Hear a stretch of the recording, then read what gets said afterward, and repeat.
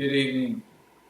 My name is Mitchell Teatherford, and tonight I'll be reading an original work, True West, by Mitchell Teatherford. I'm a playwright.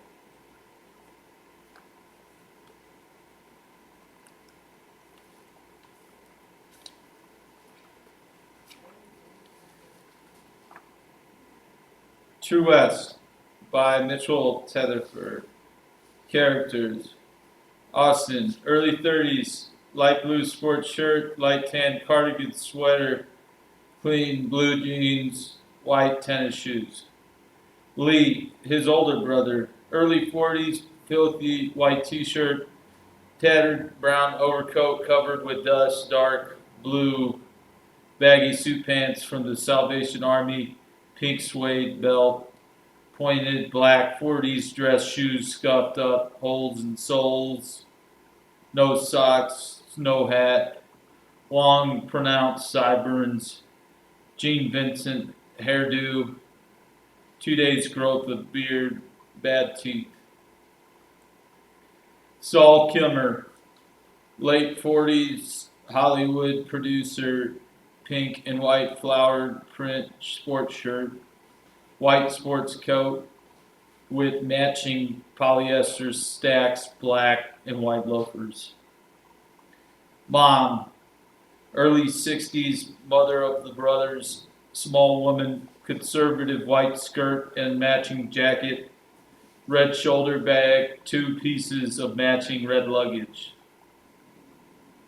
Scene: all 9 scenes take place on same set, a kitchen and adjoining alcove of an older home in a Southern California suburb about 40 miles east of Los Angeles.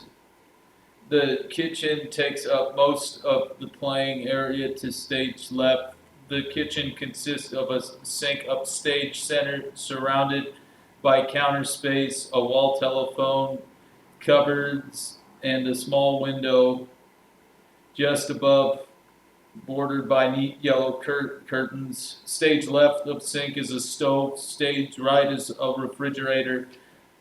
The alcove adjoins the kitchen to stage right. There is no wall division or door to the alcove.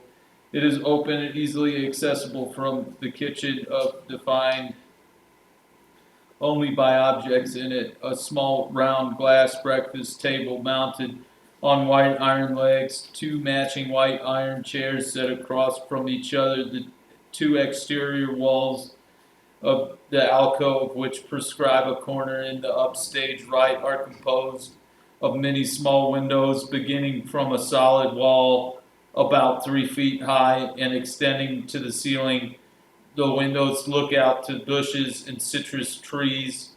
The alcove is filled with all sorts of houseplants in various pots, mostly Boston ferns hanging in planters and different levels. The floor of the alcove is composed of green synthetic grass. All entrances and exits are made stage left from the kitchen. There is no door. The actors simply go off and come on to the playing area. Note on set and costume: the set should be constructed realistically with no attempt to distort its dimensions, shapes, objects, or colors. No objects should be introduced which might draw special attention to themselves other than the props demanded by the script. If a stylistic concept is grafted onto the set design, it will only serve to confuse the evolution of characters' situation, which is most important focus of the play. Likewise, the costumes should be exactly representative of who the characters are and not added onto for the sake of making a point to the audience. Note on sound: the coyote of Southern California has a distinct yapping dog-like bark similar to a hyena. This yapping grows more intense and maniacal as the pack grows in numbers, which is usually the case when they lure and kill pets from the suburban yards. The sense of growing frenzy in the pack should be felt in the background, particularly in scenes 7 and 8. In any case, these coyotes never make the long, mournful, solitary howl of the Hollywood stereotype. The sound of crickets can speak for itself. These sounds should also be treated realistically, even though they sometimes grow in volume and numbers.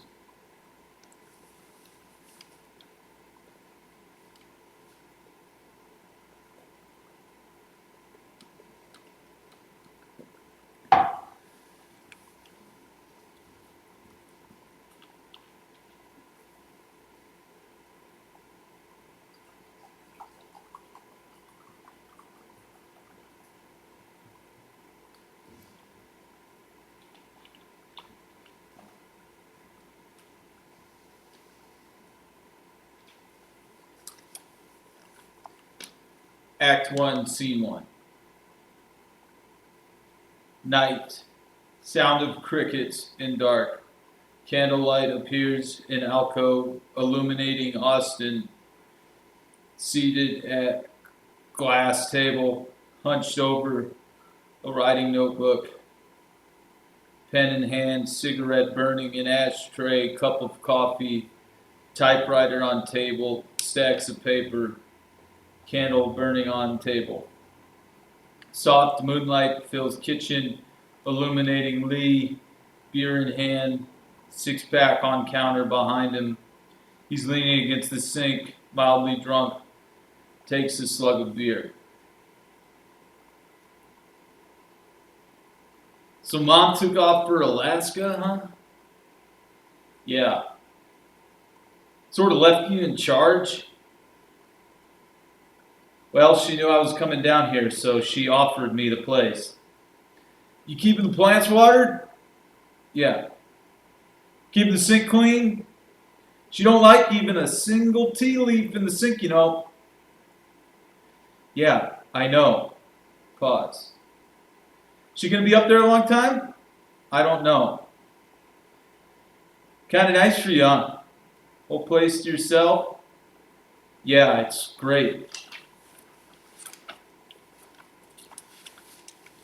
You got crickets anyways. Tons of crickets out there. Looks around the kitchen. You got groceries, coffee?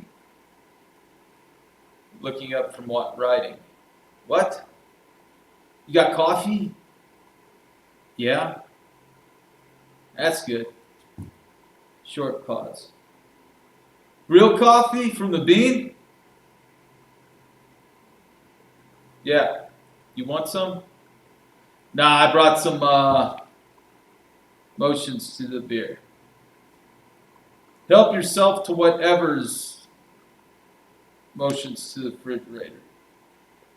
Oh, Will, don't worry about me. I'm no one to worry about. I mean, I can, you always work by candlelight? No, not always. Just sometimes. Pat puts down pen and rubs his eyes. Yeah, sometimes it's soothing. Isn't that what the old guys did? What old guys? The forefathers, you know? Forefathers? Isn't that what they did? Candlelight burning into the night? Cabins in the wilderness? Rubs hand through his hair. I suppose. I'm not bothering you, am I? You mean I don't want to break your concentration or nothing? No, it's all right. That's good. I mean, I realize that you're in a line of work that demands a lot of concentration. It's okay. You probably think that I'm not fully able to comprehend something like that, huh? Like what? That stuff you're doing, that art, you know? Whatever you call it. It's just a little research. You may not know it, but I did a little art myself once. You did? Yeah, I did. I did some of that. I fooled around with that. No future in it. What do you do? Never mind what I did. Just never mind about that. Okay? It was ahead of its time.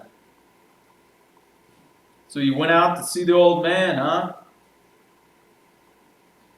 Yeah, I seen him. How's he been doing?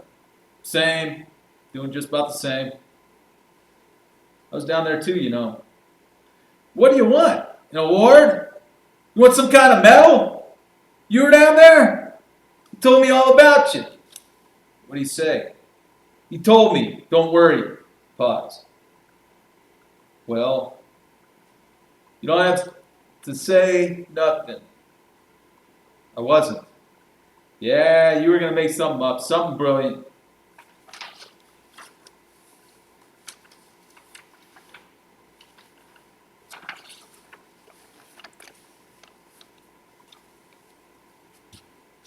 You going to be down here very long, Lee? Might be. Depends on a few things. Got some old friends down here? I know a few people, yeah. Well, you can stay here as long as I am here. I don't need your permission, do I? No. I mean, she's my mother too, right? Right. She might just easily ask me to take care of her place as you. That's right. I mean, I know how to water plants. Long pause. So you don't know how long you'll be staying then? Depends mostly on houses, you know. Houses? Yeah, houses, electric devices, stuff like that. I gotta make a little tour first. Short pause. Lee, why don't you just try another neighborhood, all right? Laughs. What's the matter with this neighborhood? This is a great neighborhood. Lush, good class of people, not many dogs. Well, our mother just happens to live here. That's all. Nobody's gonna know. All they know is something's missing, that's all. She'll never even hear about it. Nobody's gonna know. You're gonna get picked up if you start walking around here at night. Me? I'm not gonna get picked up. What about you? You stick out like a sore thumb. Look at you. You think you're regular looking? I've got too much to deal with to be worrying about. You're not gonna have to worry about me. I've been doing all right without you. I haven't been anywhere near you for 5 years. Now, isn't that true? Yeah. So you don't have to worry about me. I'm a free agent. All right? Now, all I want to do is borrow your car. No! Just for a day, one day. No! I won't take it outside 20-mile radius, I promise you. You can check the speedometer.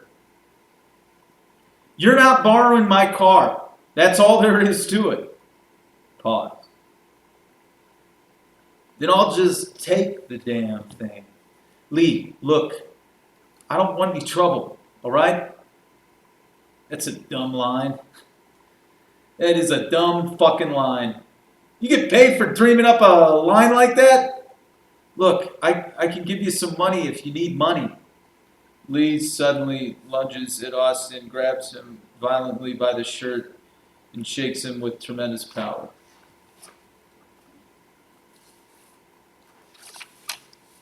Don't you say that to me. Don't you ever say that to me. Just as suddenly as he turns him loose, pushes him away, and backs off. You may be able to get away with that with the old man. Get him tanked up for a week. Buy him off with your Hollywood blood money, but not me. I get my own money, my own way. Big money. I was just making an offer. Yeah, well, keep it to yourself. Long pause. Those are the most monotonous fucking crickets I've ever heard in my life. I kind of like the sound. Yeah? Supposed to be able to tell the temperature by the number of pulses. You believe that? The temperature? Yeah, the air, how hot it is. How do you do that? I don't know. Some woman told me that. She was a botanist, so I believed her. Where'd you meet her? What? The woman botanist. I met her on the desert. I've been spending a lot of time on the desert. What were you doing out there? Pauses and stares in space. I forget. I had me a pit bull then for a while, but I lost him. Pit bull? Fight dog. Damn, I made some good money off that little dog. Real good money. Pause.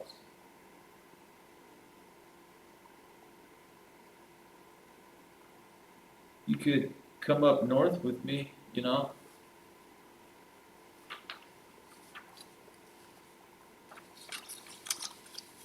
What's up there? My family? Oh, that's right. You got a wife and kitties now, don't you? The house, the car, the whole slam. That's right. You could spend a couple days, see how you like it. I've got an extra room. Too cold up there. Pause. You want to sleep for a while? Pauses, stares at Austin. I don't sleep. Lights to black. Scene 2. Morning. Austin is watering plants with a vaporizer. Lee sits at glass table in alcove drinking beer.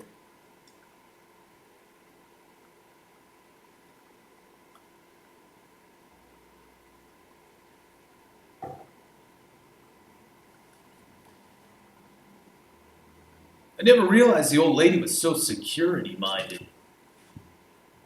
How do you mean? Made a little tour this morning. She's got locks on everything. Locks, double locks, chain locks. What she got that's so valuable? Antiques, I guess. I don't know. Antiques? Brought everything with her from her old place, huh? Just the same crap we always had around, plates and spoons. I guess they had personal value to her. Personal value? Yeah, just a lot of junk. Most of it's phony anyways. Idaho decals. Now who in the hell wants to eat off a plate with the state of Idaho staring you in the face? Every time you take a bite, you get to see a little bit more. Well, it must mean something to her. She wouldn't have saved it. Yeah, well, personally, I don't want to be invaded by Idaho when I'm eating. When I'm eating, I'm home. You know what I'm saying? I'm not drifting. I'm home. I don't need my thoughts swept off to Idaho. I don't need that. Pause. Did you go out last night? Why? I thought I heard you go out. Yeah, I went out. What about? Just wondered. Damn coyotes kept me awake. Oh yeah, I heard them. They must have killed somebody's dog or something. Yapping their fool heads off. They don't yap like that on the desert. They howl. These city coyotes here. Well, you don't sleep anyway, do you? Pause. Lee stares at him. You're pretty smart, aren't you? How do you mean? I mean, you never had any more on the ball than I did. But here you are getting invited to prominent people's houses, sitting around, talking like you know something. They're not so prominent. They're a hell of a lot more prominent than the houses I get invited into. Well, you invite yourself. That's right, I do. In fact, I probably got a wider range of choices than you do. Come to think of it, I wouldn't doubt it.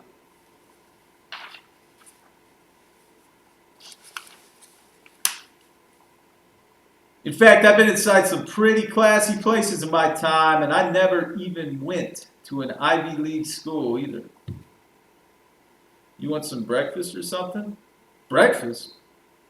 Yeah, don't you eat breakfast?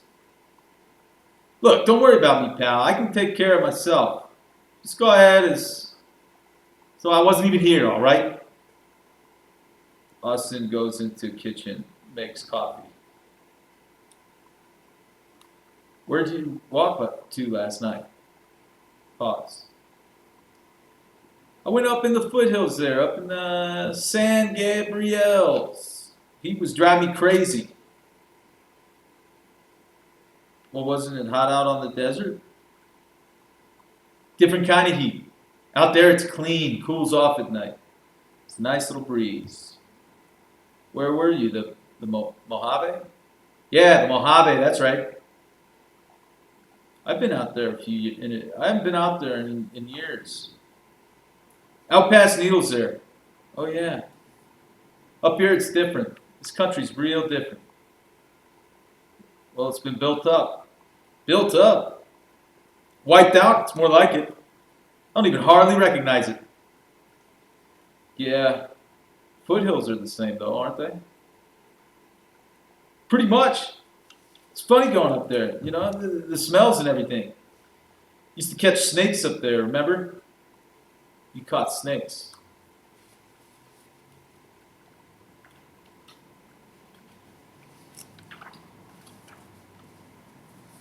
Yeah, and you pretend you were Geronimo or some damn thing. Used to go right out to lunch. I enjoy my imagination. That's what you call it? Looks like you're still enjoying it.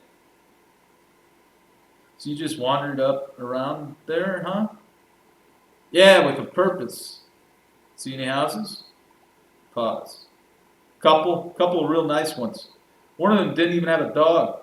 Walked right up and stuck my head in the window. Not a peep. Just a sweet kind of suburban silence.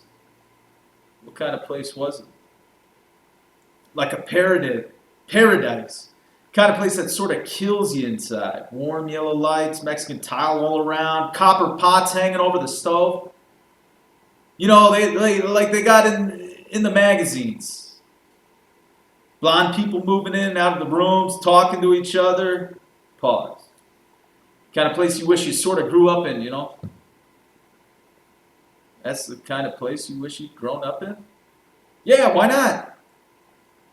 I thought you hated all that kind of stuff. Yeah, well, you never knew too much about me, did you? Pause. Why'd you go out to the desert in the first place? I was on my way to see the old man. You mean you just passed through there? Yeah, that's right. 3 months of passing through. 3 months. Something like that, maybe more. Why?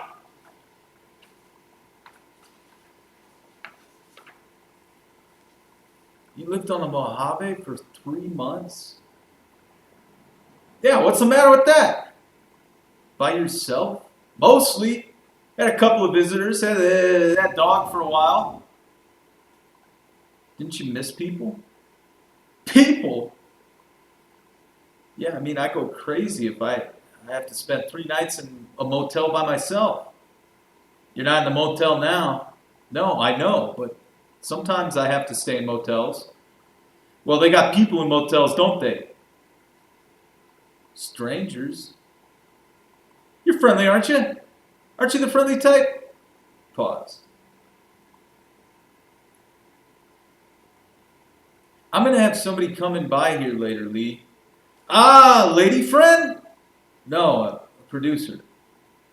Aha! What's he produce? Film. Movies, you know. Oh, movies, motion pictures, a bigwig, huh? Yeah. What's he coming by here for? We have to talk about a project. What do you mean a project? What's a project? A script. Oh, that's what you're doing with the papers. Yeah. Well, what's the project about? We're it's a period piece. What's a period piece? Look, it doesn't matter. The main thing is we need to discuss this alone. I mean, oh, I get it. You want me out of the picture? Not exactly. I just need to be alone with him for a couple hours so we can talk. You're afraid I'll embarrass you, huh? I'm not afraid you'll embarrass me. Well, I'll tell you what. Why don't you just give me the keys to your car and I'll be back here around 6 o'clock or so. That give you enough time? I'm not loaning you my car, Lee. You want me to just get lost, huh? Take a hike, is that it? Pound the pavement for a few hours while you bullshit your way into $1,000,000? Look, it's going to be hard enough for me to face this character on my own without. You don't know this guy? No, I don't know. He's a producer. I mean, I've been meeting with him for months, but you never get to know a producer. You're trying to hustle him? Is that it? I'm not trying to hustle him. I'm trying to work out a deal. It's not easy. What kind of deal? Convince him it's a worthwhile story.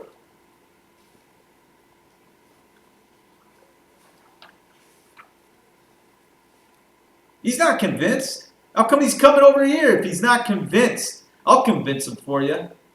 You don't understand the way things work down here. How do things work down here? Pause. Look, if I loan you my car, would you just have it back here by 6? On the button, with a full tank of gas. Digging into his pocket for keys. Forget about the gas.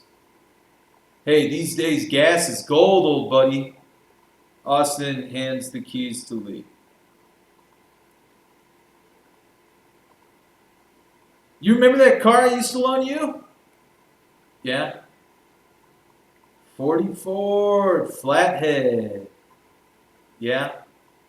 Sucker hauled ass, didn't it? Lee, it's not that I don't want to loan you my car. You are loaning me your car. Lee gives Austin a pat on the shoulder and a pause. I know, I just wish. What? You wish what? I don't know. I wish I wasn't. I wish I didn't have to be doing business down here. I'd like to just spend some time with you. I thought it was art you were doing. Lee moves across the kitchen towards the exit, tosses keys in hand.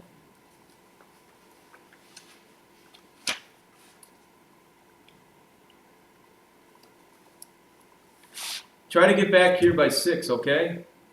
No sweat. Hey, is that a story of yours? Does it go over with the guy? Tell him I got a couple of projects he might be interested in. Real commercial, full of suspense, true to life stuff. Lee exits. Austin stares after Lee, then turns, goes at table, leads through pages, lights fade to black.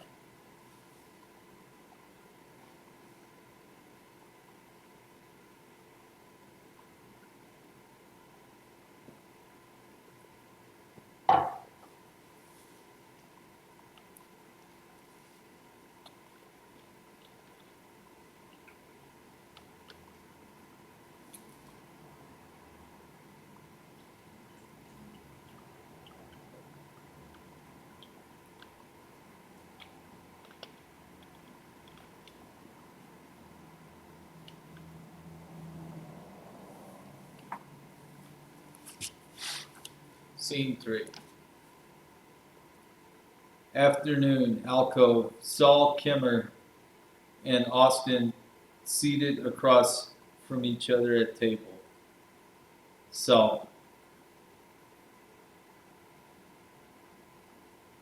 Well, to tell you the truth, Austin, I've never felt so confident about a project in quite a long time. Well, that's good to hear, Saul. I am absolutely convinced we can get this thing off the ground. I mean, we'll have to make a sale to television, and that means getting a major star, somebody bankable. But I think we can do it. I really do. Don't you think we need a first draft before we approach a star? No, no, no, not at all. I don't think it's necessary. Maybe a brief synopsis.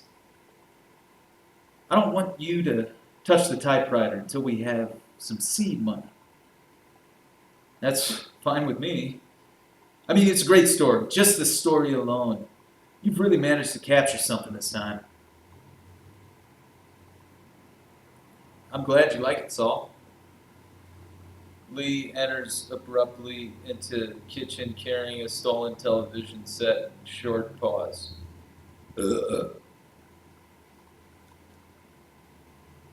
Oh shit! I'm sorry about that. I, I am really sorry, Austin. Austin standing.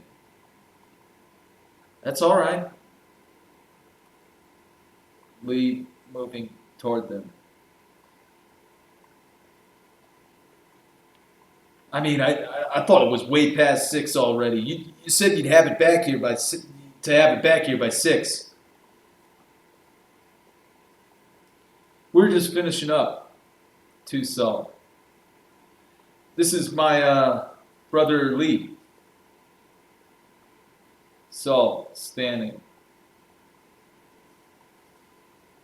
Oh, very happy to meet you. Lee sets TV on sink counter, shakes hand with Saul. I can't tell you how happy I am to meet you, sir. Saul Kimmer. Mr. Kimmer. Lee's been living out here on the desert. He just, oh, that's terrific. Palm Springs? Yeah, right. Yeah, right around in that area, near Bob Hope Drive there. Oh, I love it out there. I just love it. You're so wonderful. Yeah, it sure is healthy. In the golf? I don't know if you play golf, but the golf is just about the best. I play a lot of golf. Is that right? Yeah, in fact, I was hoping I'd run into somebody out here who played a little golf. I've been looking for a partner. Well, Lee's just down here for a visit while our mother's in Alaska. Oh, your mother's in Alaska. Yes, she went up there on a little vacation. This is her place. I see. Well, isn't that something? Alaska. What kind of handicap you have, Mr. Kimmer? Oh, I'm just a Sunday duffer, really. You know? That's good, because I haven't swung a club in months. Well, we ought to get out together sometime. Have a little game. Austin, do you play?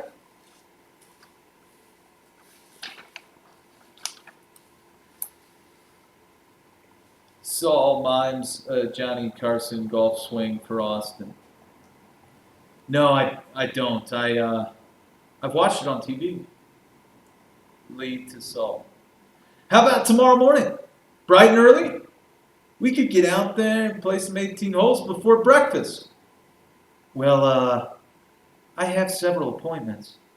No, I mean real early. Crack of dawn. While the dew's still thick on the fairway. Sounds really great. Austin, could you be our caddy? Now that's an idea. I don't know the first thing about golf. There's nothing to it. Isn't that right, Saul? Pick it up in 15 minutes. Sure, it doesn't take long. Of course, you have to play for years to find your true form. We'll give you a quick rundown on the club faces, the irons, the woods, show you a couple pointers on the basic swing. Might even let you hit a ball a couple times. What do you think, Saul? Why not? I think it'd be great. I haven't had any exercise in weeks. That's the spirit. We'll have a little orange juice right afterwards. Pause. Orange juice? Yeah, vitamin C. Like, nothing like a shot of orange juice right after a round of golf, hot shower, snapping towels at each other's privates. Real sense of fraternity. Saul smiles at Austin. Well, you make it sound very inviting, I must say. It really does sound great. Then it's a date. Well, I'll call the country club and see if I can arrange something. Great! Boy, I am sure sorry that I busted in on y'all in the middle of the meeting. Oh, that's quite all right. We were just finished anyway. I can't wait it out in the other room if you want. No, really. Just got Austin's color TV back up from the shop. I can watch a little amateur boxing now. Lee and Austin exchange looks. Oh, yes? You don't fool around in television, do you, Saul? I have in the past produced some TV specials, network stuff, but it's mainly features now. That's where the big money is, huh? Yeah, that's right. Why don't you call tomorrow, Saul, and we'll get together. We can have lunch or something. That'd be terrific. Right after the golf. Pause. What? You can have lunch right after the golf. Oh, right. Austin was telling me you're interested in stories. Well, we developed certain projects that we feel have commercial potential. What kind of stuff you go for? Oh, the usual, you know. Good love interest, lots of action. Chuckles at Austin. Westerns? Sometimes. I'll give you a ring, Saul. Austin tries to move Saul across the kitchen, but Lee blocks their way. I got a Western that'd knock your lights out. Oh, really? Yeah, contemporary Western, based on a true story. Of course, I'm not a writer like my brother here. I'm not a man of the pen. Well, I mean, I can tell you a story off the tongue, but I can't put it down on paper. That don't make any difference, though, does it? No, not really.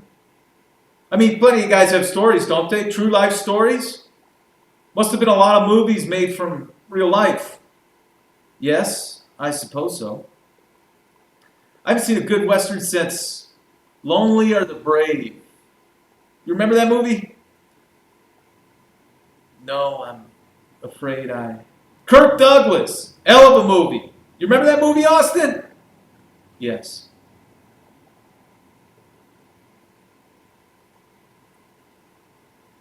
Lee to Saul. The man dies for the love of a horse. Is that right? Yeah. You hear the horse screaming at the end of it. Rain's coming down, horse is screaming, then there's a shot. Blam! Just a single shot like that. Then nothing but sound of rain. And Kirk Douglas is riding in the ambulance, riding away from the scene of the accident. When he hears that shot, he knows that his horse has died. He knows. And you see his eyes. And you see his eyes die. Right inside his face. Then his eyes close. You know that he's died too. You know that Kirk Douglas has died from the death of his horse.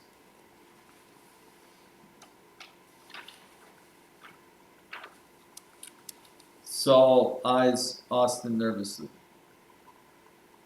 Well, it sounds like a great movie. I'm sorry I missed it. Yeah, you shouldn't have missed it. Missed that one.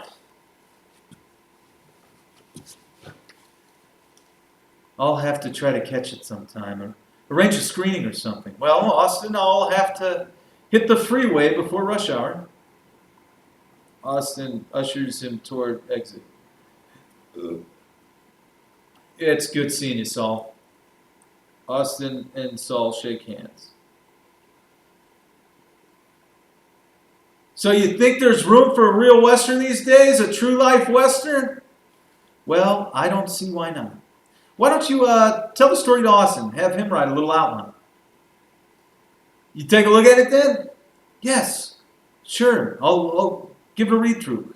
Always eager for new material. Smiles at Austin. That's great. You'd really read it, huh? It would just be my opinion, of course. That's all I want, just an opinion. I happen to think it's a lot of possibilities. Well, it was great meeting you and all.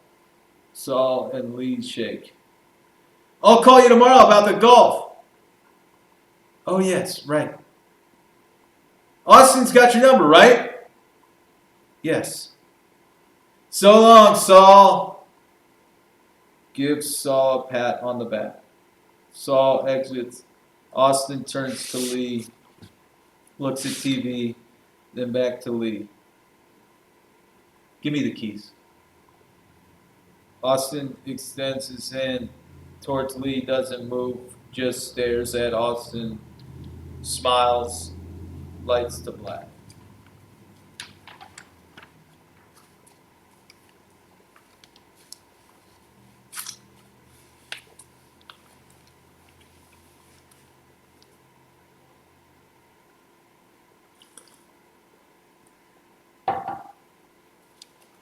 Scene 4.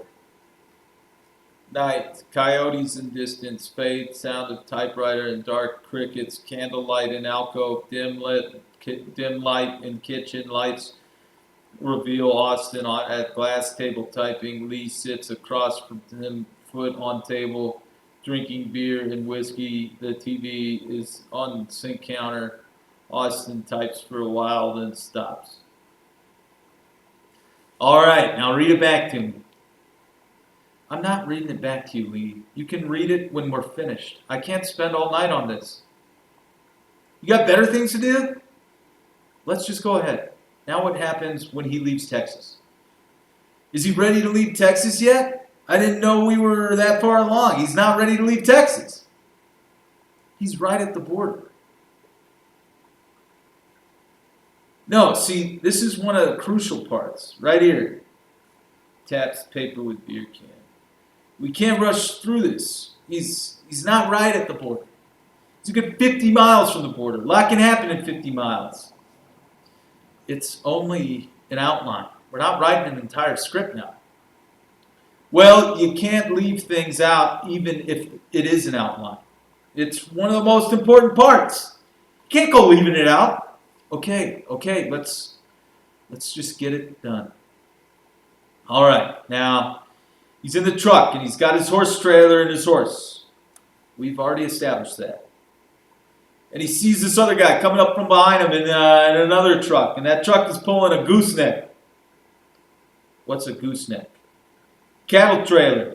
You know, the kind with a gooseneck goes right down in the bed of the pickup. Oh, all right.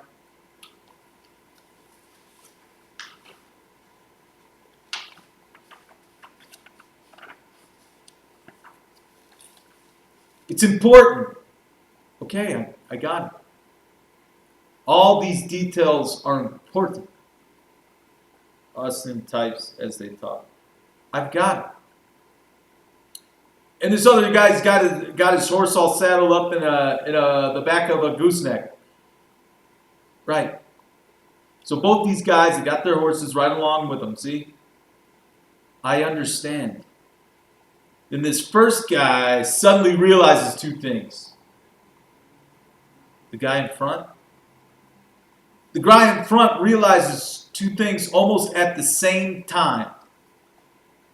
Simultaneous. What were the two things? Number one, he realized that the guy behind him is the husband of the woman he's been... Lee makes a gesture of screwing by pumping his arm. Austin sees Lee's gesture.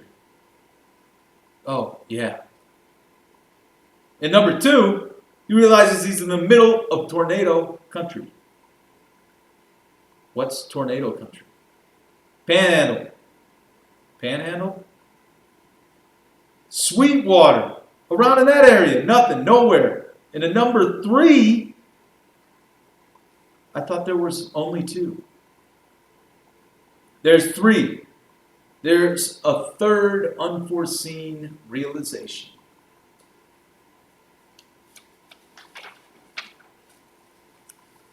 And what's that? And he's running out of gas. Austin stops typing. Come on, Lee. Austin gets up, moves to the kitchen, gets a glass of water. What do you mean, come on? That's what it is. Write it down. He's running out of gas. It's too... What? It's too what? It's too real? That's what you mean, isn't it? It's too much like real life. It's not like real life. It's not enough like real life. Things don't happen like that. What? Men don't fuck other women? Men don't fuck other men's women? Yes. But they don't end up chasing each other across the panhandle through tornado country. They do in this movie. And they don't have horses conveniently along with them when they run out of gas. And they don't run out of gas either. These guys run out of gas. This is my story. And one of these guys runs out of gas. It's just a dumb excuse to get them into a chase scene. It's contrived. It's a chase scene. It's already a chase scene. They've been chasing each other for days. So now they're supposed to abandon their trucks, climb on their horses, and chase each other into the mountains? Lee standing suddenly. There aren't any mountains in the panhandle. It's flat. Lee turns violently towards Windows alcove and throws a beer can at them. God damn these crickets! Yells at crickets. Shut up out there! Pause, turns back toward table. This place is like a fucking rest home here. How are you supposed to think? You want to take a break? No, I don't want to take a break. I want to get this done. This is my last chance to get this done.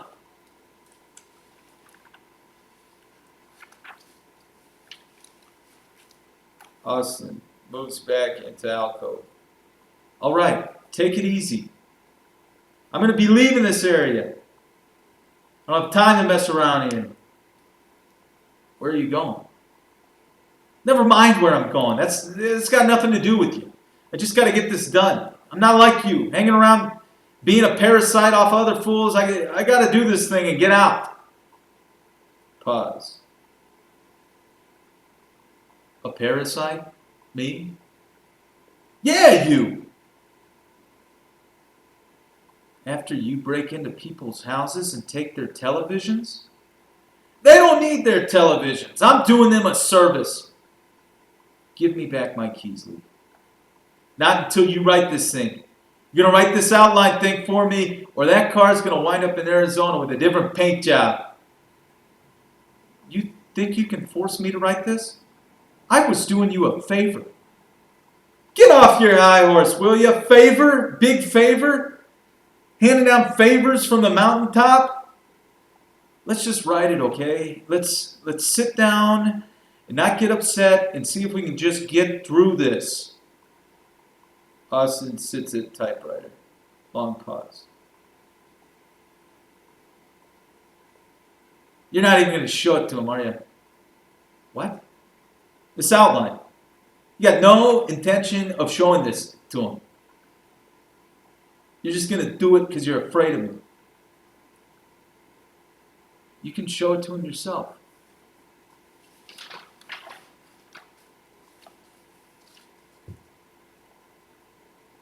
I will, boy. I'm going to read it to him on the golf course. And I'm not afraid of you either.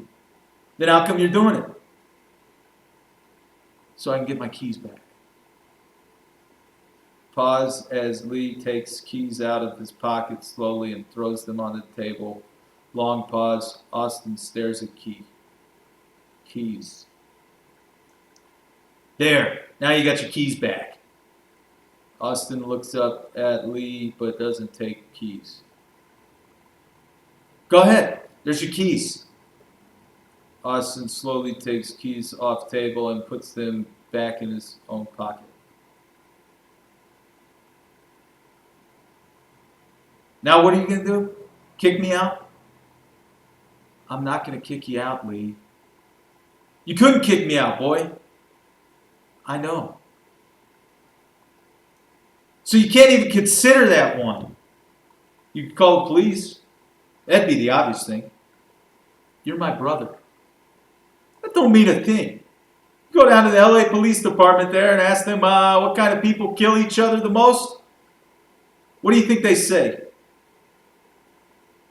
Who said anything about killing? Family people, brothers-in-law, cousins, real American type people. They kill each other in the heat mostly, in the smog alerts, in the brush fire season, right about this time of year. This isn't the same. Oh no? What makes it different?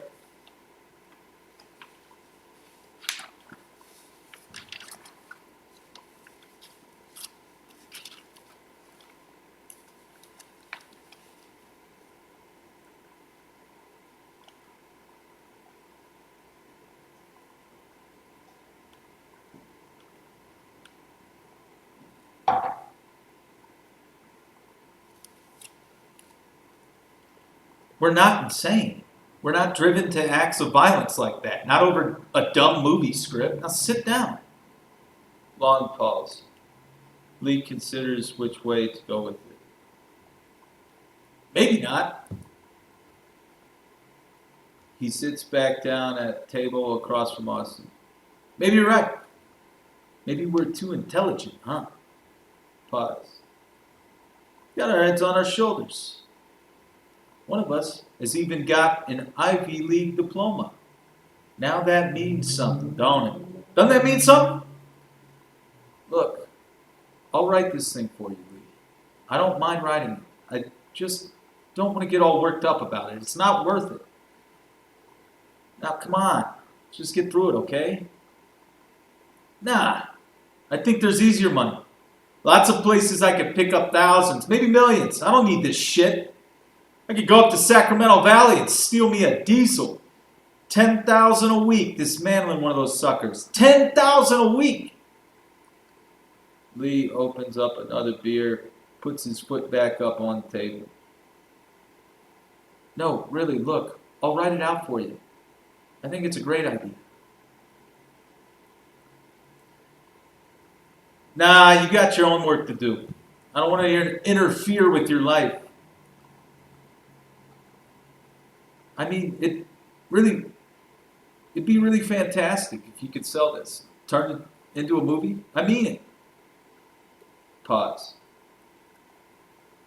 You think so, huh? Absolutely. You could really turn your life around, you know? Change things. I could get me a house, maybe. Sure, you could get a house. Get a whole ranch if you wanted to. Lee laughs. A ranch? I could get a ranch? Of course you could. You know what a screenplay sells for these days? Nah. What's it sell for? A lot. A whole lot of money. Thousands? Yeah, thousands.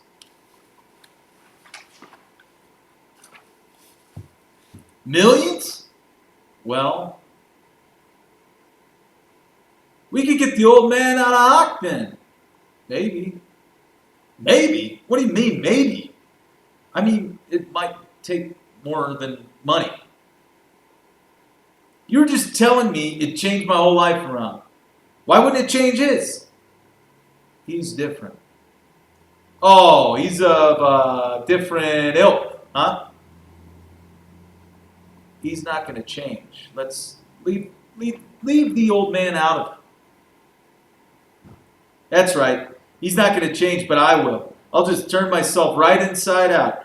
I could be just like you then, huh? Sitting around dreaming stuff up, getting paid to dream, riding back and forth on the freeway, just dreaming my fool head off. It's not all that easy. It's not, huh? No, there's a lot of work involved. What's the toughest part? Deciding whether to jog or play tennis. Long pause. Well, look, you can stay here, do whatever you want to. Borrow the car, come in and out, doesn't matter to me. It's not my house. I'll help you write this thing or not. Just know what you want. You tell me. Oh, so suddenly you're at my service. Is that it? What do you want to do, Lee? Long pause. Lee stares at him, then turns and dreams at windows. I'll tell you what I'd do if I still had that dog. You want to know what I'd do?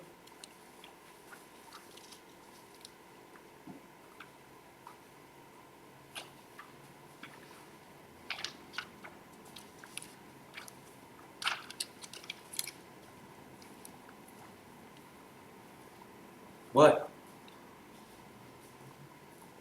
Head out to Ventura, cook up a little match. God, that little dog could bear down. A lot of money in dog fighting, big money. Pause. Why don't we try to see this through, Lee? Just for the hell of it. Maybe you've really got something here. What do you think?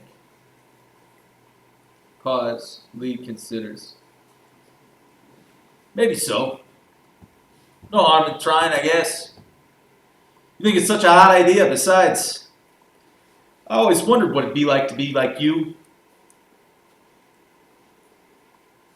You did? Yeah, sure. I used to picture you walking around some campus with your arms full of books, blondes chasing after you. Blondes? That's funny. What's funny about it? Because I always used to picture you somewhere. Where'd you picture me? Oh, I don't know. Different places, adventures.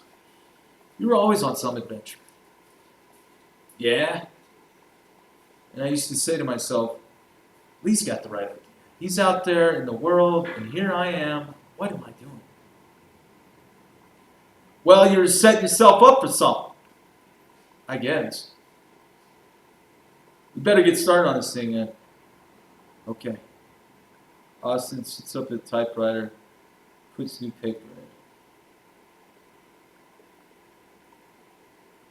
Oh, can I get the keys back before I forget?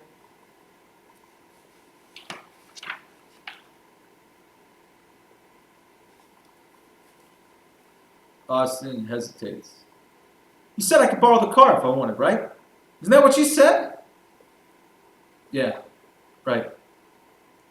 Austin takes keys out of his pocket, sets them on the table. Lee takes keys slowly, plays with them in his hand. I could get a ranch, huh? Yeah.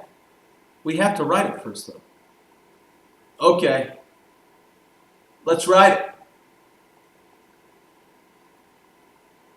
Lights start dimming slowly to the end of scene as Austin types. Lee speaks. So they take off after each other, straight into an endless black prairie. The sun is just coming down. They can feel the night on their backs. What they don't know is that each one of them is afraid. See? Each one separately thinks that he's the only one that's afraid. They keep riding like that straight into the night, not knowing. And the one who's chasing doesn't know where the other one is taking him. The one who's being chased doesn't know where he's going. Lights to black, typing stops in dark, crickets fade.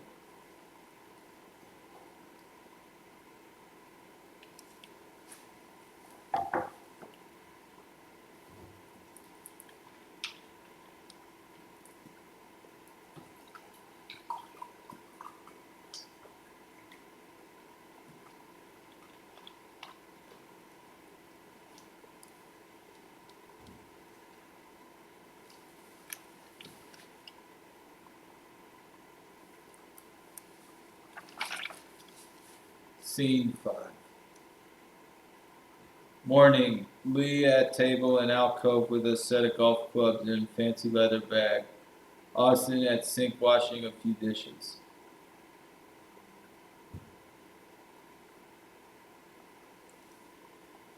You really liked it, huh? You wouldn't have gave me these clubs if you didn't like it. He gave you the clubs? Yeah, I told you he gave me the clubs. The bag, too. I thought he just loaned them to you. Said it was part of the advance. A little gift-like gesture of his good faith. He's given you an advance? Now, what's so amazing about that? I told you it was a good story. You even said it was a good story.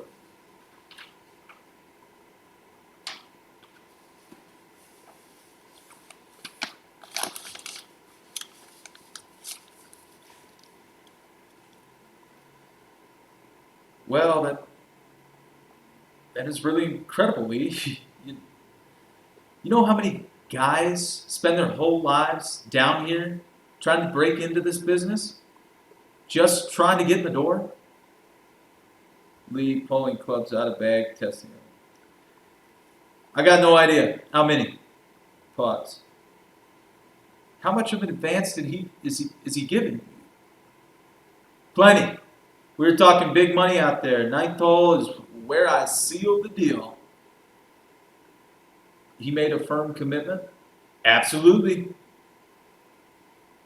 Well, I know Saul. He doesn't fool around when he says he likes something. I thought you said you didn't know him. Well, I'm familiar with his tastes. I let him get 2 up on me going in the back 9. He was sure he had me cold.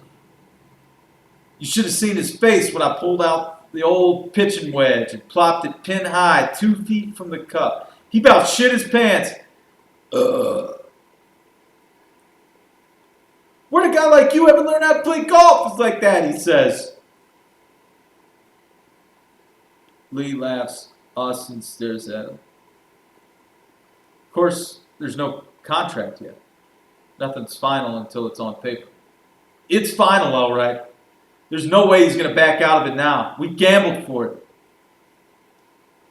Saul gambled? Yeah, sure. I mean, you like the outline already, so he wasn't risking that much. I guaranteed it with my short game. Pause. Well, we should celebrate or something. I think Mom left a bottle of champagne in the refrigerator.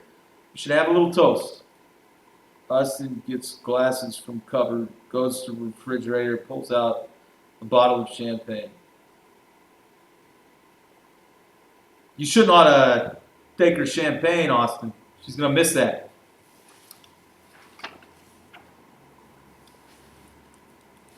Oh, she's not going to mind. She'll be glad we put it to good use.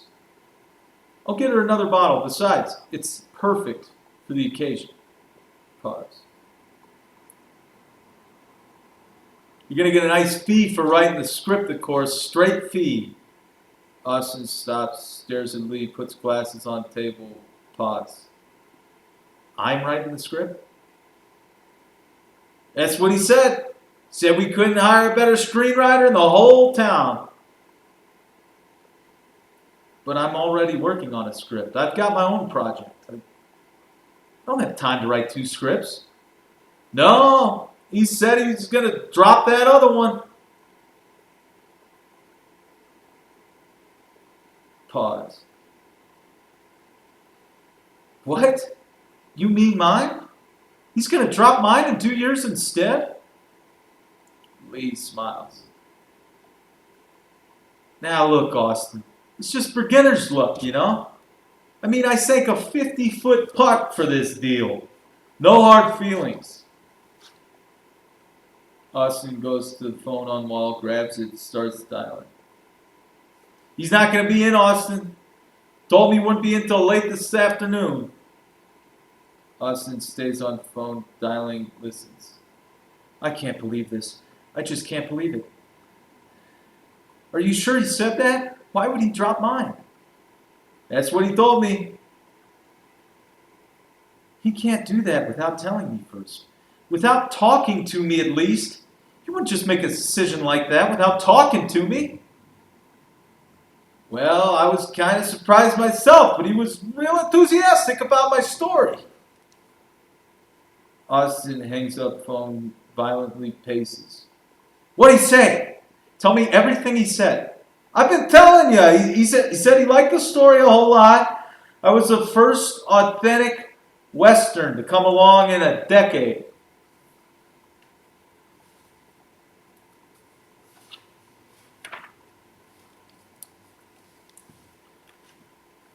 He liked that story? Your story?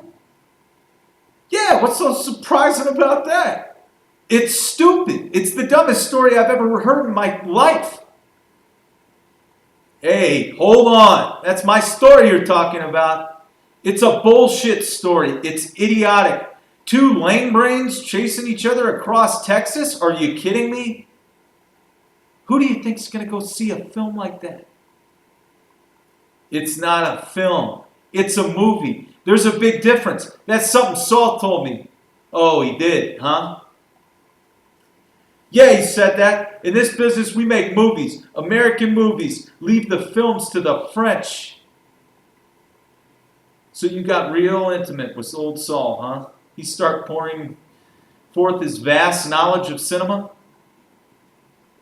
I think he liked me a lot. To tell you the truth, I think he felt I was somebody he could confide in. What do you do? Beat him up or something? Lee stands fast. Hey, I've about had it with the insults, buddy. You think you're the only one in the brain department here? You're the only one that can sit around and cook things up? There's other people that got ideas too, you know. You must have done something. Threatened him or something. Now what do you do, Lee? I convinced him. Lee makes his sudden menacing lunge towards Austin, wielding golf club above his head. Stops himself, frozen moment, long pause. Lee lowers club. Oh, Jesus. You didn't hurt him, did you? Long silence. Lee sits back down at table. Lee, did you hurt him? I didn't do nothing to him. He liked my story, pure and simple. He said it was the best story he'd come across in a long time. Long time.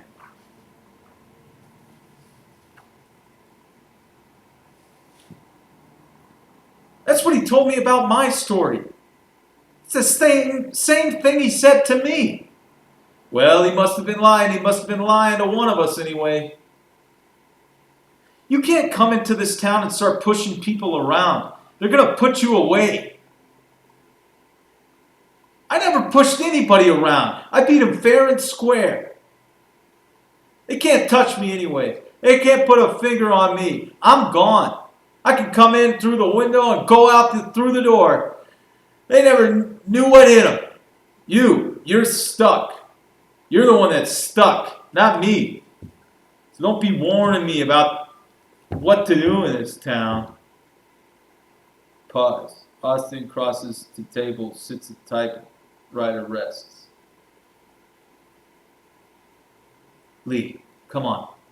Level with me, will you? It doesn't make any sense that suddenly he'd throw my idea out the window. I've been talking to him for months. I've got too much at stake. Everything's riding on this project. What's your idea? It's just a simple love story. What kind of love story? Austin stands, crosses in the kitchen. I'm not telling you. Ha! Afraid I'll steal it, huh? Competition's getting kind of close to home, isn't it? Where did Saul say he was going? He was going to take my story to a couple studios. That's my outline, you know. I wrote that outline. You've got no right to be peddling it around. You were ready to take credit for it last night. Give me my keys. What? The keys. I want my keys back. Where are you going? Just give me the keys. I got to take a drive. I got to get out of here for a while.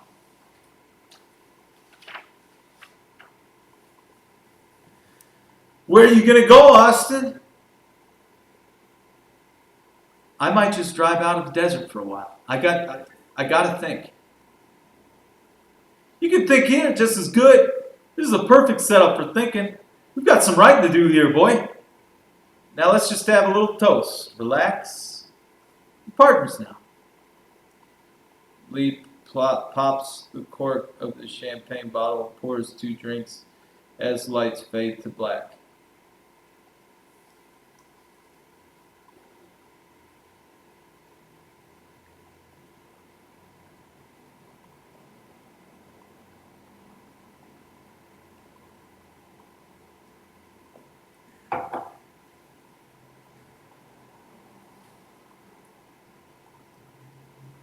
Scene 6.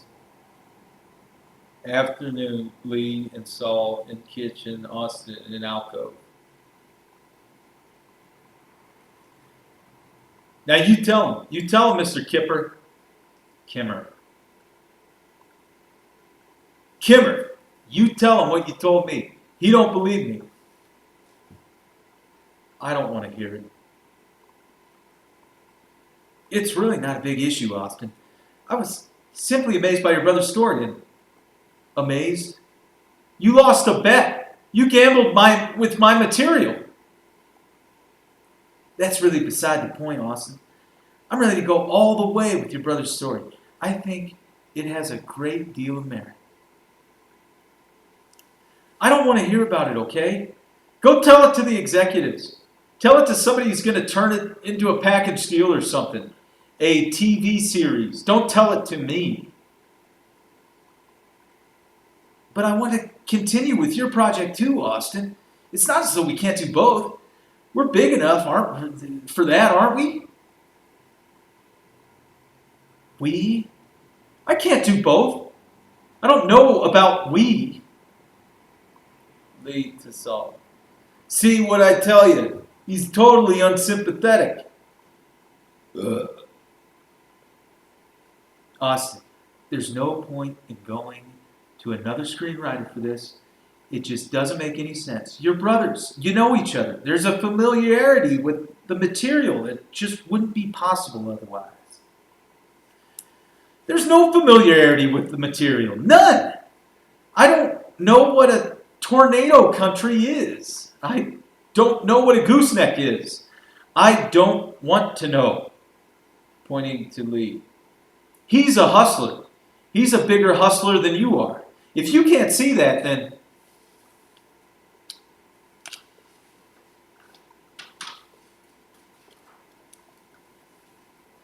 Lee to Austin. hey, now hold on. I didn't have to bring this bone back to you, boy. I persuaded Saul here that you were the right man for the job. You don't have to go throwing up favors in my face. Favors? I'm the one who wrote the fucking outline. You can't even spell. Saul to Austin. Your brother told me about the situation with your father. Pause. What? Looks at Lee. That's right. Now we have a clear-cut deal here, Austin. We have a big studio money standing behind this thing, just on the basis of your outline. Austin to Saul. What do you tell you about my father? Well, that he's destitute. He needs money. That's right, he does. Austin shakes his head, stares at them both. Austin to Lee. And this little assignment is supposed to go toward the old man? A charity project? Is that what this is? Did you cook this up on the 9th green too? It's a big slice, Austin. Austin to Lee. I gave him money. I already gave him money. You know that? He drank it all up. This is a different deal here. We can set up a trust for your father, a large sum of money. It can be doled out to him in parcels, so he can't misuse it.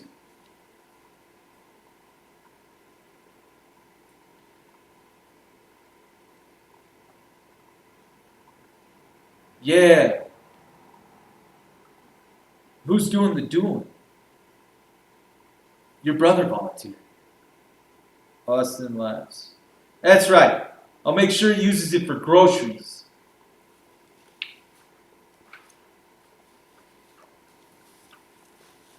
Austin to Saul. I'm not doing the script. I'm not writing this crap for you or anybody else. You can't blackmail me into it. You can't threaten me into it. There's no way I'm doing it. You just give it up, both of you. Long pause. Well, that's it then. I mean, this is an easy 300 grand just for a first draft. It's incredible, Austin. We've got 3 different studios all trying to cut each other's throats to get this material in one morning. That's how hot it is. Yeah, well, you can afford to give me a percentage on the outline then. And you better get the genius here an agent before he gets burned. Saul's going to be my agent. Isn't that right, Saul? That's right. Your brother has really got something, Austin. I've been around too long not to recognize it. It's raw talent. That's right. To Austin. Your brother has really got something, Austin. Been around too long not to recognize it. Raw talent. I read that one. Austin. He's got a lot of balls, is what he's got.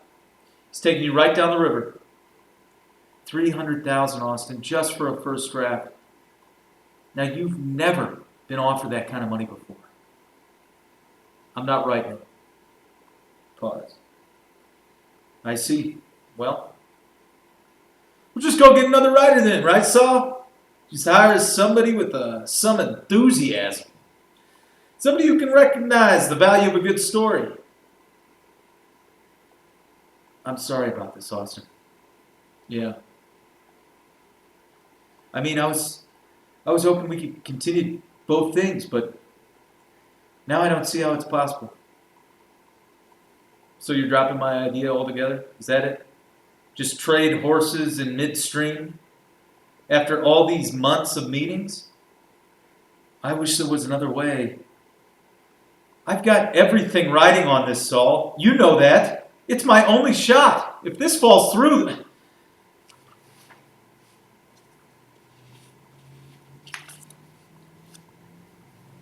I have to go with what my instincts tell me. Your instincts? My gut reaction. You lost. That's your gut reaction. You lost a gamble.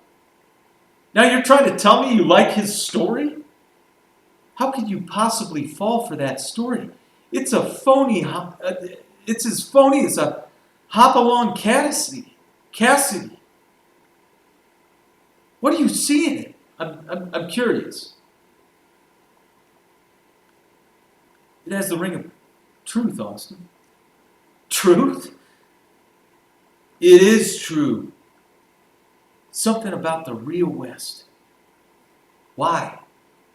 Because it's got horses? Because it's got grown men acting like little boys? Something about the land. Your brother is speaking from experience. So am I. But nobody's interested in love these days, Austin. Let's face it. That's right. Austin to Saul. He's been camped out on the desert for 3 months, talking to cacti. What's he know about what people want to see on screen? I drive on the freeway every day. I swallow the smog. I watch the news in color. I shop in the Safeway. I'm the one who's in touch, not him. I have to go now, Austin. Saul starts to leave. There's no such thing as the West anymore. It's a dead issue. It's dried up, Saul. And so are you. Saul stops and turns to Austin.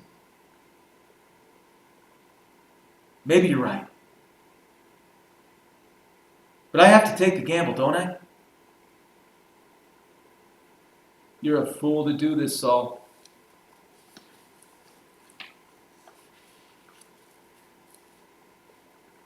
I've always gone on my hunches. Always. And I've never been wrong. To leave. I'll talk to you tomorrow, Lee. All right, Mr. Kimmer. Maybe we could have some lunch. Fine with me. Smiles at Austin. I'll give you a ring. Saul exits, lights the black as brothers look at each other from a distance.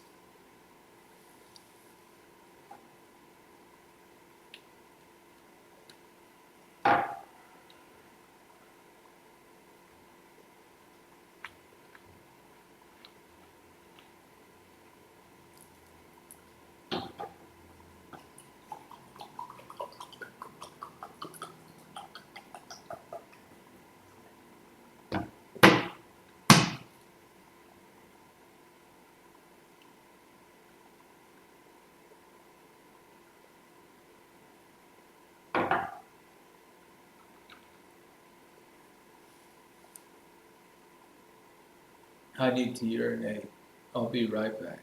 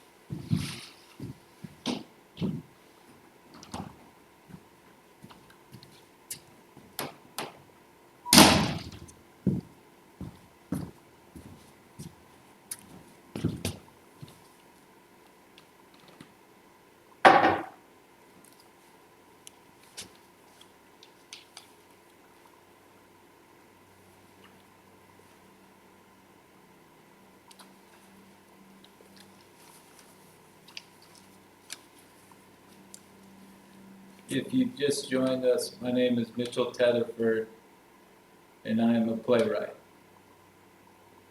I'm reading an original work, True West. Scene 7. Night. Coyotes, crickets, sound of typewriter in dark. Candlelight up on Lee as typewriter struggling to type with one finger system. Austin sits sprawled out on kitchen floor with whiskey bottle drunk. Austin singing from the floor. Red sails in the sunset way out on the blue.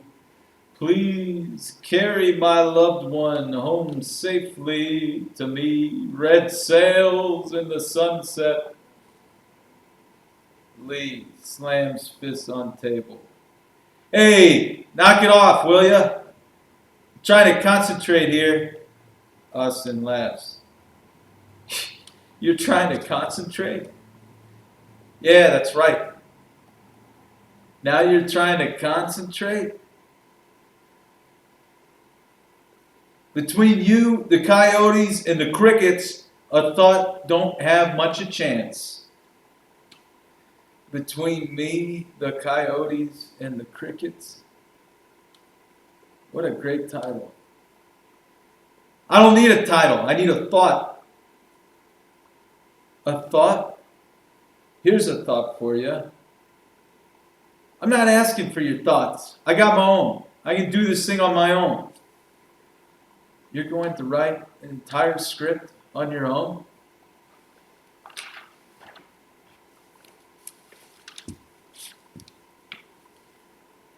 That's right.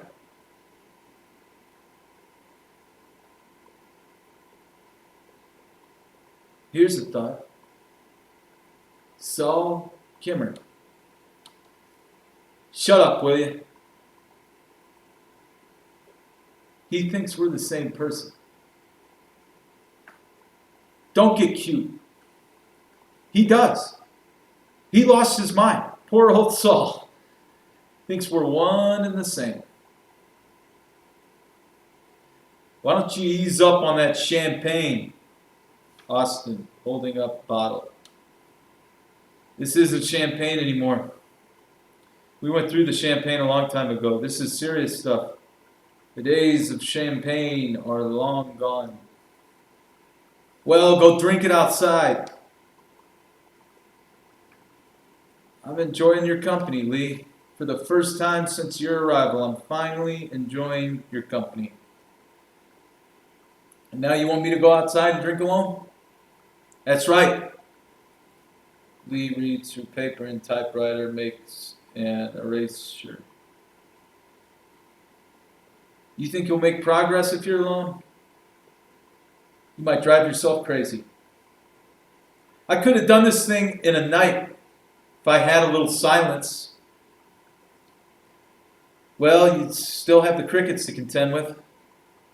Coyotes, sound of the police helicopters prowling above the neighborhood, slashing their searchlights down through the streets, hunting for the likes of you. I'm a screenwriter now. I'm legitimate. A screenwriter? That's right. I'm on salary. That's more than I can say for you. I got an advance coming. This is true. This is very true. In advance. Well, maybe I ought to go out and try my hand at your trade. Since you're doing so good at mine. Ha! Lee attempts to type some more, but gets the ribbon tangled up, starts trying to rethread it through as they continue talking. Well, why not? You don't think I've got what it takes to sneak into people's houses and steal their TVs? You could steal a toaster with you losing your lunch. Austin stands with his struggle, supports himself by the sink.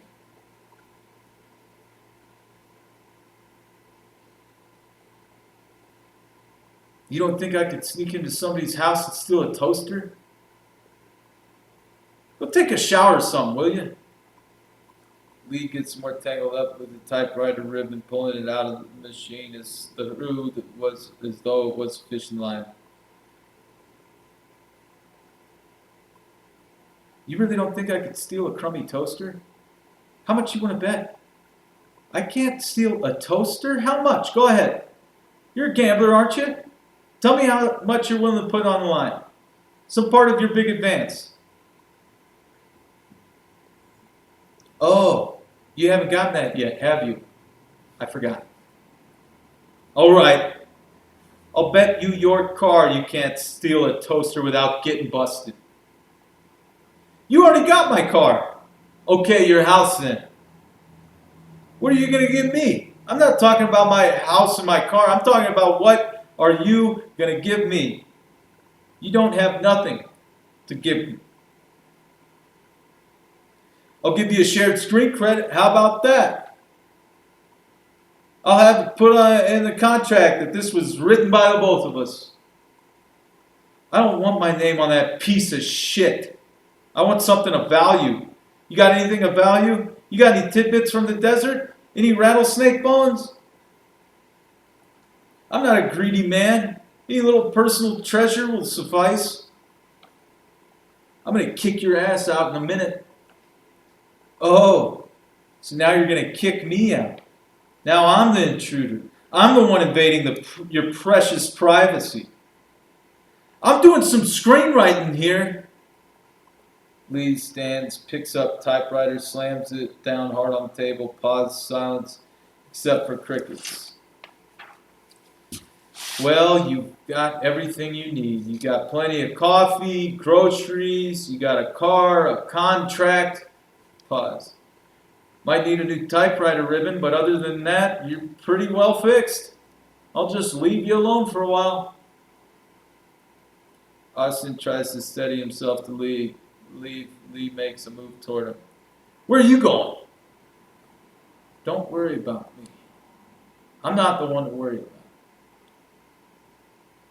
Austin weaves toward exit, stops.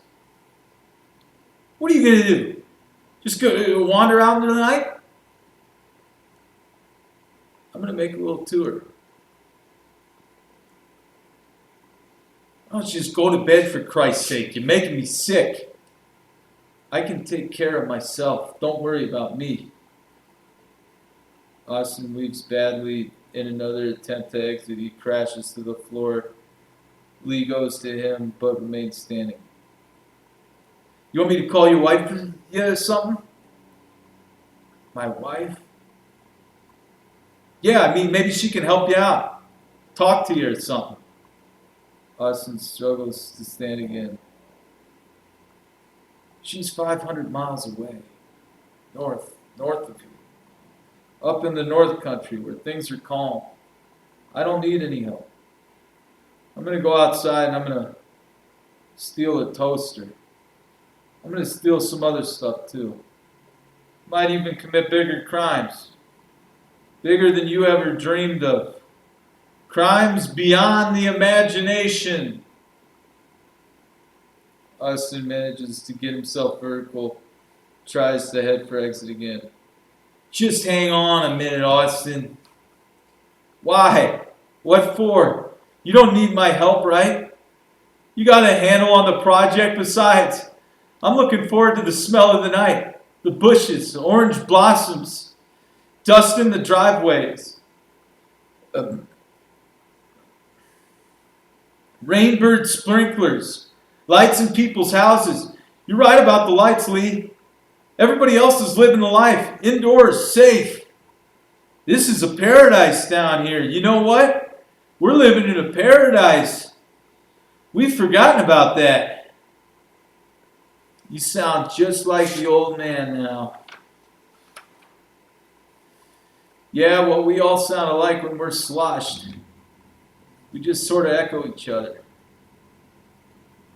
Maybe if we could work on this together, we could bring him back out here. Get him settled down someplace. Austin turns violently towards Lee, takes a swing at him, misses, and crashes to the floor again. Lee stays standing. I don't want him out here. I've had it with him. I went all the way out there. I went out of my way. I gave him money, and all he did was play Al Jolson records and spit at me. I gave him money. Pause. Just help me a little with the characters, all right? You know how to do it, Austin. Austin on floor laughs. The characters. Yeah, the way they talk and stuff. I can hear it in my head, but I can't get it down on paper. What characters? The guys in the story. Those aren't characters. Whatever you call them then. I need to write them something out. Those are illusions of characters. I don't give a damn what you call them. You know what I'm talking about. Those are fantasies of a long-lost boyhood. I gotta write something out on paper. Pause. What for? Saul's gonna give you a fancy screenwriter, isn't he? I want to do it myself. Then do it! You're on your own now, buddy. You bulldogged your way into contention. Now you gotta carry it through. I will, but I need some advice, just a couple of things. Come on, Austin, just help me get them talking right. Won't take much. Oh, now you're having a little doubt, huh? What happened? The pressure's on, boy. This is it. You got to come up with it now. You don't come up with it with a winner on your first time out. They just cut your head off. They don't give you a second chance, I got a good story. I know it's a good story. I just need a little help, that's all. Not from me. Not from your little brother. I'm retired. You could save this thing for me, Austin. I'd give you half the money. I would. I only need half anyway. With this kind of money, I could be a long time down the road. I'd never bother you again, I promise. You never see me again. You disappear? I would for sure. Where would you disappear to? That don't matter. I got plenty of places. Nobody can disappear. The old man tried that. Look where it got him. He lost his teeth. He never had any money. I don't mean that. I mean his teeth, his real teeth. He first lost his real teeth. Then he lost his false teeth. You never knew that, did you? You never confided in you? No, I never knew that. You want a drink? Austin offers bottle to Lee. Lee takes it, sits down on kitchen floor with Austin, then they share the bottle. Yeah, he lost his real teeth one at a time. Woke up every morning with another tooth lying on the mattress. Finally, he decided he's got to get them all pulled out, but he doesn't have any money. Middle of Arizona with no money and no insurance, and every morning another tooth is lying on the mattress. Takes a drink. So what does he do? I don't know. I never knew about that. He begs the government GI Bill, some damn thing. Some pension plan he remembers in the back of his head. They sent him out the money. They did? They keep trading the bottle between them, taking drinks. Yeah. They sent him the money, but it's not enough money. Costs a lot though after all your teeth yanked. They charge by the individual tooth, I mean, one tooth isn't equal to another tooth. Some are more expensive, like the big ones in back. So what happened? So he locates the Mexican dentist in Juarez. Do the whole thing for a song. He takes off hitchhiking to the border. Hitchhiking? Yeah. So how long do you think it takes him to get to the border? A man his age. I don't know. 8 days it takes him. 8 days in the rain, sun, and every day he's dropping teeth on the blacktop, and nobody will pick it up because his mouth is full of blood. Pause. They drink. So finally, he stumbles into the dentist. The dentist takes all his money and all his teeth. There he is in Mexico with his gums sewed up and his pockets empty. Long silence. Us and drinks. That's it?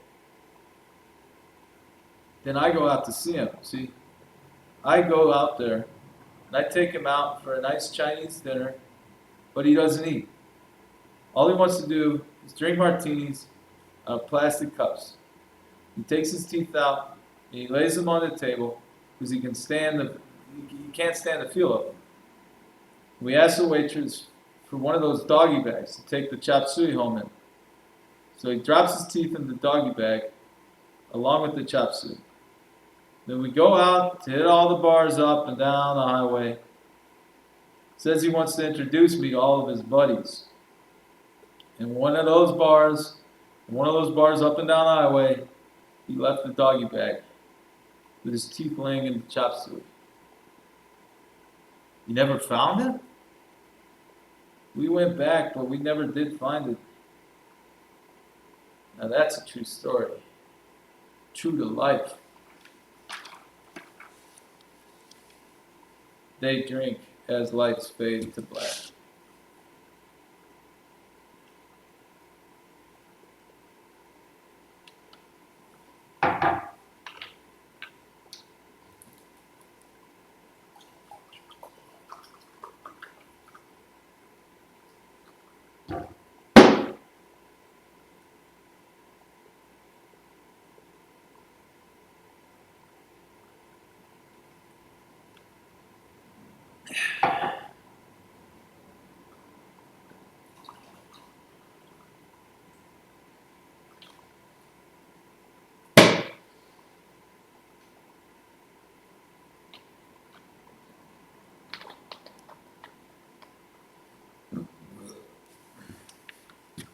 Scene 8. Very early morning, between night and day, no crickets, coyotes yapping feverishly in the distance. Before the light comes up, a small fire blazes up in the dark from the alcove area. Sound of Lee smashing typewriter with a golf club. Lights come up. Lee seen smashing typewriter methodically, then dropping pages of his script into a burning bowl set on the floor of the alcove. Flames leap up. Austin has a bunch of stolen toasters lined up on the sink counter along with Lee's stolen TV. The toasters are a wide variety of models, mostly chrome. Austin goes up and down the line of toasters, breathing on them and polishing them with a dish towel. Both men are drunk. Empty whiskey bottles and beer cans litter the floor of kitchen. They share a half-empty bottle of one of the chairs in the alcove. On one of the chairs in the alcove, Lee keeps periodically taking deliberate axe chops at the typewriter using a 9-iron as Austin speaks. All of their mother's houseplants are dead and drooping.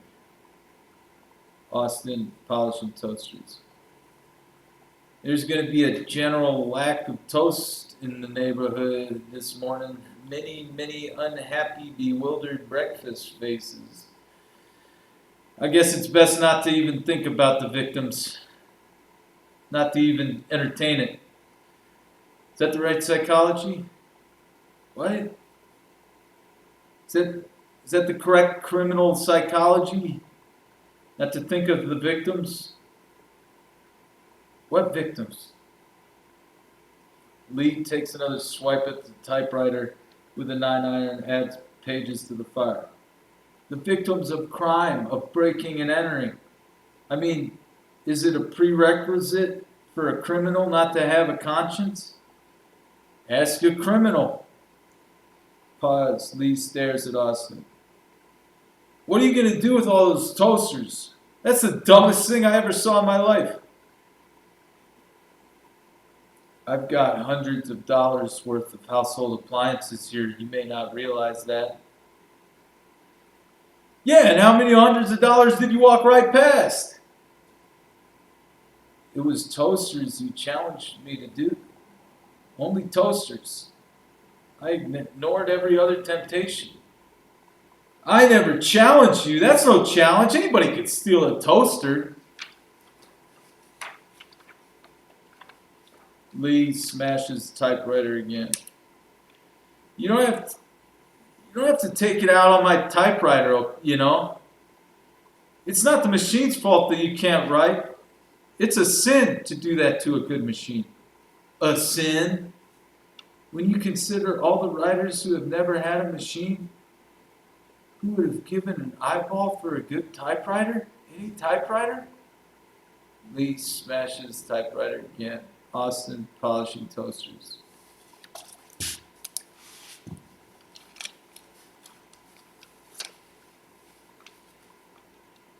All the ones who wrote on matchbox covers, paper bags, toilet paper, who had their writing destroyed by the jailers, who persisted beyond all odds. The writers would find it hard to understand your actions. Lee comes down on typewriter with one final crushing blow of 9-iron, then collapses in one of the chairs, takes a drink from bottle. Pause. Austin after pause. Not to mention demolishing a perfectly good golf club. What about all the struggling golfers? What about Lee Trevino? What do you think he would have said when he was batting balls all around with broomsticks at the age of 9? Impoverished. Pause. What time is it anyway? No idea. Time stands still when you're having fun. Is it too late to call a woman? You know any women? I'm a married man. I mean local women. Austin looks out through the light of the window above the sink. It's either too late or too early. You're the nature enthusiast. Can't you tell the time by the fight in the sky? Orient yourself to around the North Star or something? I can't tell you anything. Maybe you need a little breakfast. Some toast? How about some toast? Austin goes to the cupboard, pulls out loaf of bread, and starts dropping slices into every toaster. Lee stays sitting, drinks, watches Austin.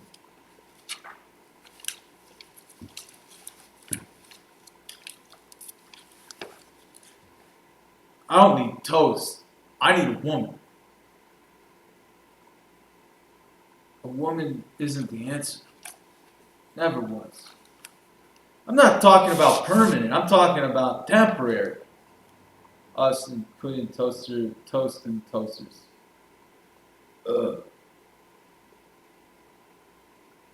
We'll just test the merit of these little demons. See which brands have a tendency to burn. See which one can produce a perfectly golden piece of fluffy toast. How much gas you got in your car? I haven't driven my car for days now. So I haven't had an opportunity to look at the gas gauge. Take a guess. Think there's enough to get me to Bakersfield? Bakersfield? What's in Bakersfield? Just never mind what's in Bakersfield. Think there's enough goddamn gas in the car? Sure. Sure? You could care less, right? We run out of gas on the grapevine? You could give a shit. I'd say there was enough gas to get you just about anywhere, Lee. With your determination and guts. What the hell time is it anyway? Lee pulls out his wallet, starts going through dozens of small pieces of paper with phone numbers written on them, drops some on the floor, drops others in the fire. Very early. This is the time of the morning where coyotes kill people's cocker spaniels. Did you hear them? That's what they're doing out there, luring innocent pets away from their homes. Lee searching through his papers. What's the area code for Bakersfield, you know? You could always call the operator. I can't stand that voice they give you. What voice?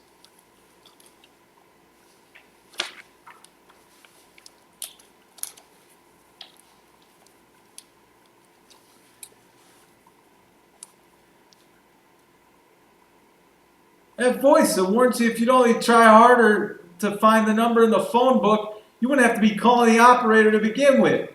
Lee gets up, holding a slip of paper from his wallet, stumbles toward the phone on the wall. Yanks receiver, starts dialing. Well, I don't understand why you want to talk to anybody else anyway. I mean, you can talk to me. I'm your brother. I want to talk to a woman. I haven't heard a woman's voice in a long time. Not since the botanist. Botanist? What? Nothing. Starts singing as he tends to. Red sails in the sunset, way out on the blue.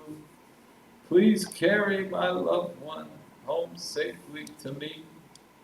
Hey, knock it off, will ya? This is long distance here. Bakersfield? Yeah, Bakersfield. It's Kern County. Well, what county are we in? Better get yourself a 7-Up, boy. One county's as good as another. Austin hums red sails softly as Lee talks on the phone. Lee to phone.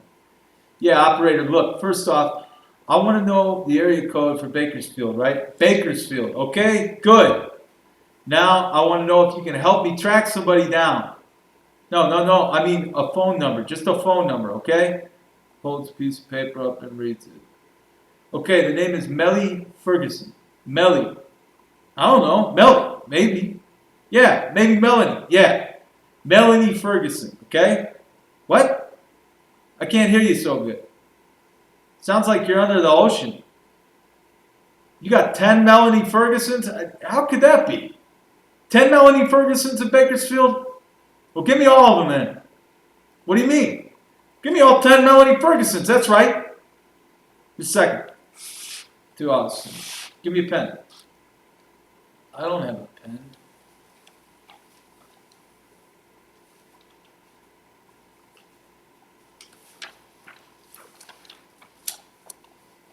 Give me a pencil then. I don't have a pencil. Lead to phone. Just a second, operator. Toss. You're a writer and you don't have a pencil? I'm not a writer. You're a writer. I'm on the phone here. Get me a pen or a pencil. I gotta watch the toast. Lead to phone. Hang on a second, operator. Lee lets phone drop, then starts pulling all the drawers in the kitchen out on the floor and dumping the contents, searching for a pencil. Austin watches him casually. Lee crashing through drawers, throwing contents around kitchen. This is the last time I try to live with people, boy. I can't believe it. Here I am in a desperate situation. This would never happen out in the desert. I would never be in this kind of situation out in the desert. Isn't there a pen or a pencil in this house? Who lives in this house anyway? Our mother. How come she don't have a pen or a pencil? She's a social woman, isn't she? Doesn't she have to make shopping lists? She's got to have a pencil. Finds a pencil. Aha! He rushes back to the phone and picks up the receiver. All right, operator. Operator? Hey! Operator! God damn it! Lee rips phone off wall, throws it down, goes back to chair and falls into it, drinks, long pause.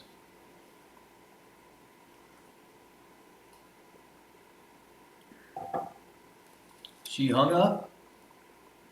Yeah, she hung up. I knew she was going to hang up. I couldn't hear her voice. Lee starts going through his slips of paper again. Well, you're probably better staying off here with me anyways. I'll take care of you. I don't need taking care of. Not by you, anyway. Toast is almost ready. Austin starts buttering all the toast as it pops up.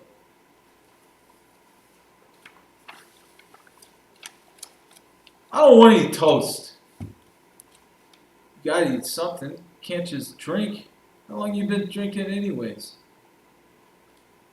Lee looking through his slips of paper. Maybe it was Fresno.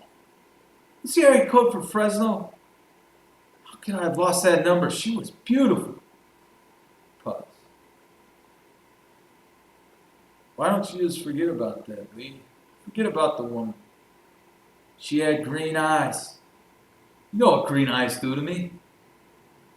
I know, but you're gonna get it on with her now anyway. It's done. It's done already. She's in Bakersfield, for Christ's sake. Long pause. Lee considers the situation. Yeah. It's done? Let's just have some toast and... What is this bullshit with the toast anyway? Make it sound like salvation or something. I don't want any goddamn toast. How many times I gotta tell you? Lee gets up, crosses upstage for the windows in alcove, looks out. Austin butters toast. Well, it is like salvation of sort. I mean, the smell. I love the smell of toast. The sun's coming up. Makes me feel like anything's possible, you know? Lee, back to Austin, facing windows upstage. So go to church, why don't you? Like a beginning? I love beginnings. Oh yeah, I've always been kind of partial to endings myself. What if you come with me, Lee? Lee pauses as Lee turns towards Austin. What? What if I come with you out to the desert? Are you kidding? No, I'd just like to see what it's like. You wouldn't last a day out there, pal.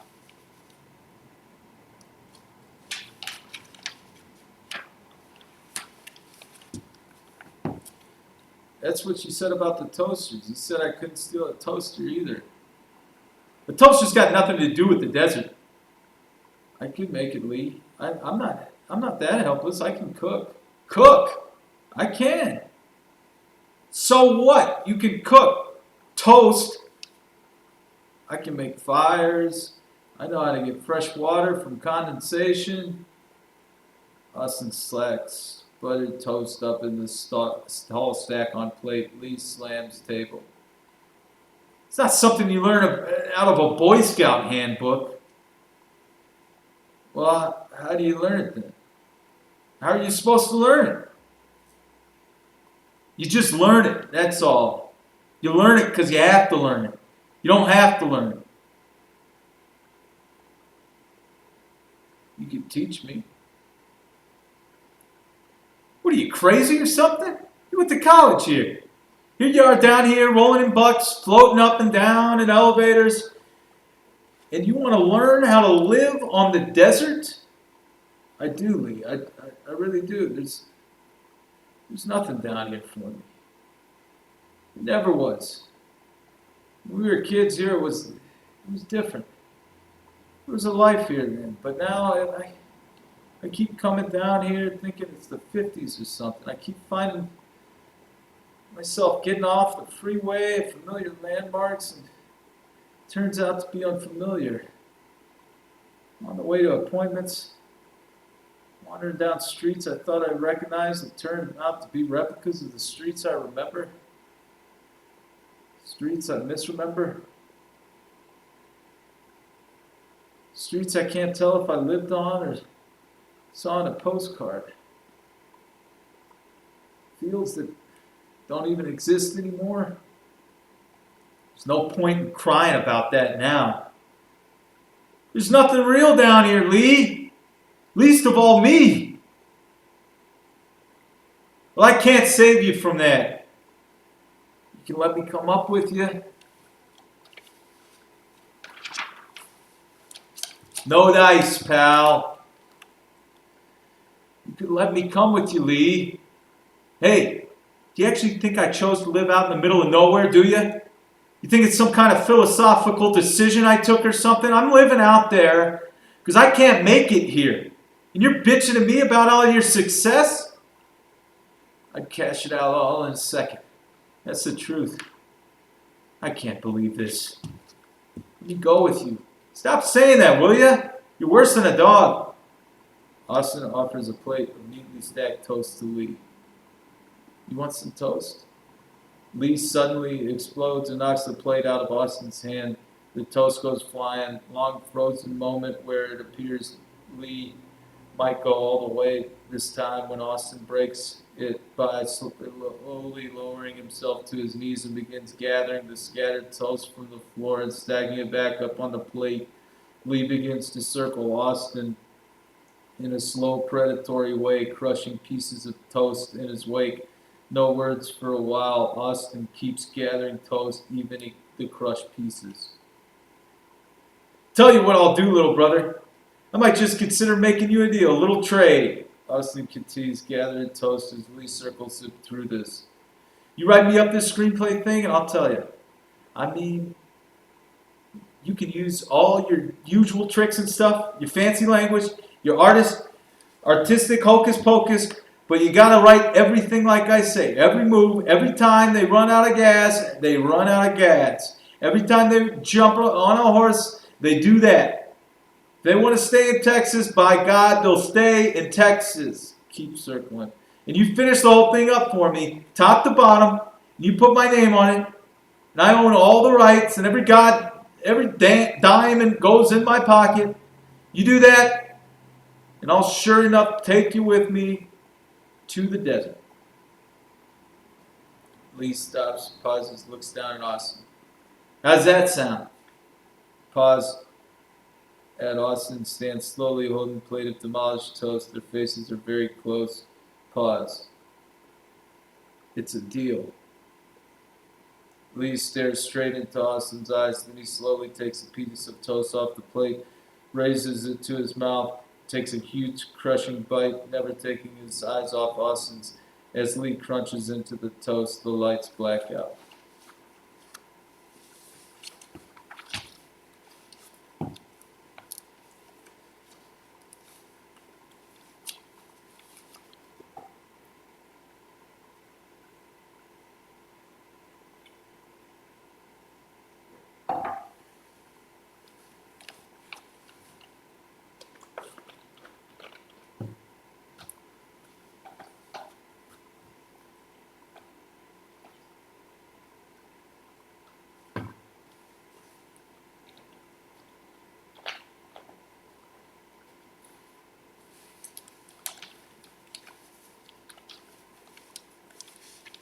Scene 9.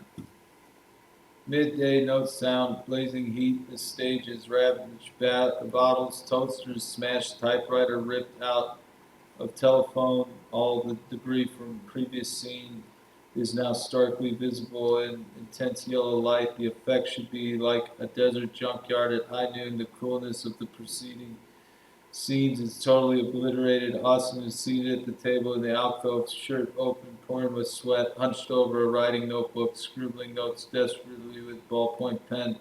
Lee, with no shirt, beer in hand, sweat pouring down his chest, is walking a slow circle around the table, picking his way through objects, sometimes kicking them aside. Lee, as he walks. All right, read it back to me. Read it back to me. Austin, scribbling at top speed. Just a second. Come on, come on. Just read what you got. I can't keep up. It's not the same as if I had a typewriter. Just read what you got so far. Forget about the rest. All right, let's see. Okay. Wipe sweat from face, reads as Lee circles Luke. Luke says, Luke? Yeah. His name's Luke. All right. We can change the names later. What do you say? Come on. He says, reading. I told you were a fool to follow me in here. I know this prairie like the back of my hand. No, no, no. That's not what I said. I never said that. That's what I wrote. It's not what I said. I never said like the back of my hand. That's stupid. That's one of those, what do you call that? What? What do you call it when something's been said 1,000 times before? What do you call that? Cliche? Yeah, that's right. Cliche. That's what that is, a cliche. The back of my hand, that's stupid. That's what you said. I never said that. Even if I did, that's where you're supposed to come in. That's where you're supposed to change it to something better. Well, how am I supposed to do that and write down what you say at the same time? You just do it, that's all. You hear a stupid line, you change it. That's your job. All right. Make some more notes. What are you changing it to?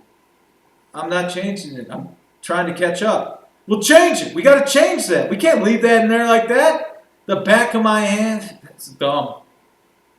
Austin stops writing and sits back. All right.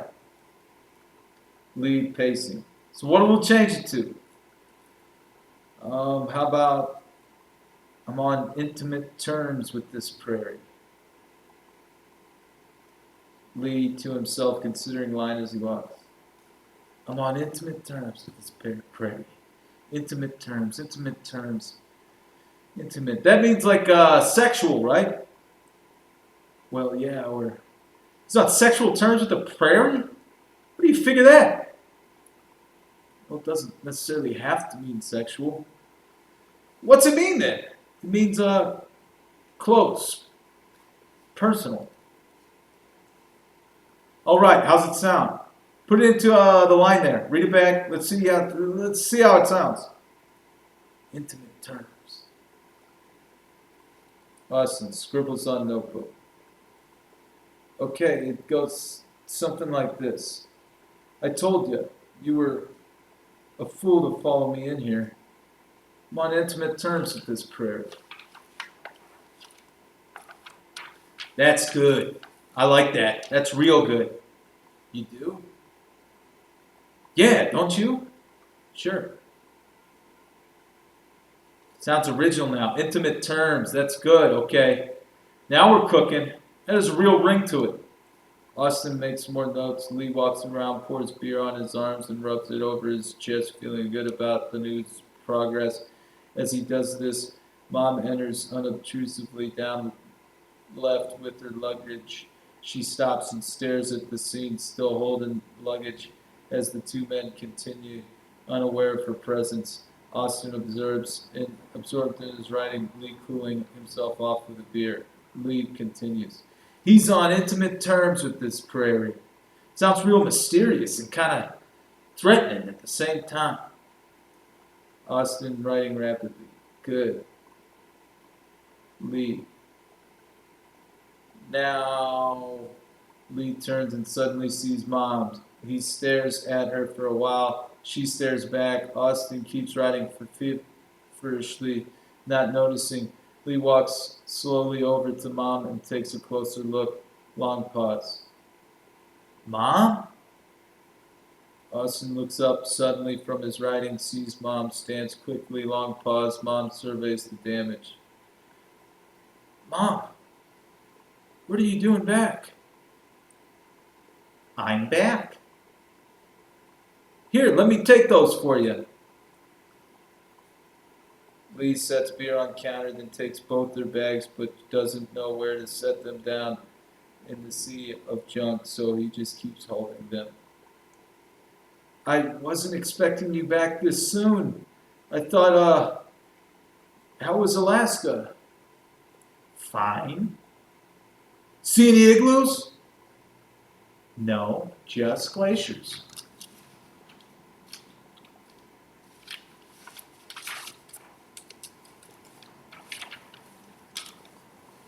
Cold, huh? What? It must have been cold up there. Not really. Must have been colder than it is down here. I mean, we're having a real scorcher here. Oh, she looks at the damage. Yeah, it must be in the hundreds. You want to take your coat off, Mom? No. Pause, she surveys space. What happened here? Oh, me and Lee were just sort of celebrating and, celebrating? Yeah, Lee sold a screenplay. A story. I mean, Lee did? Yeah. Not you? No, him. Mom to Lee. You sold a screenplay? Yeah, that's right. We're just sort of finishing up right now. That's what we're doing here. Me and Lee are going out to the desert to live. You and Lee? Yeah, I'm taking off with Lee. Mom. She looks back and forth at each of them, pause. You gonna go live with your father? No, we're going to a different desert, Mom.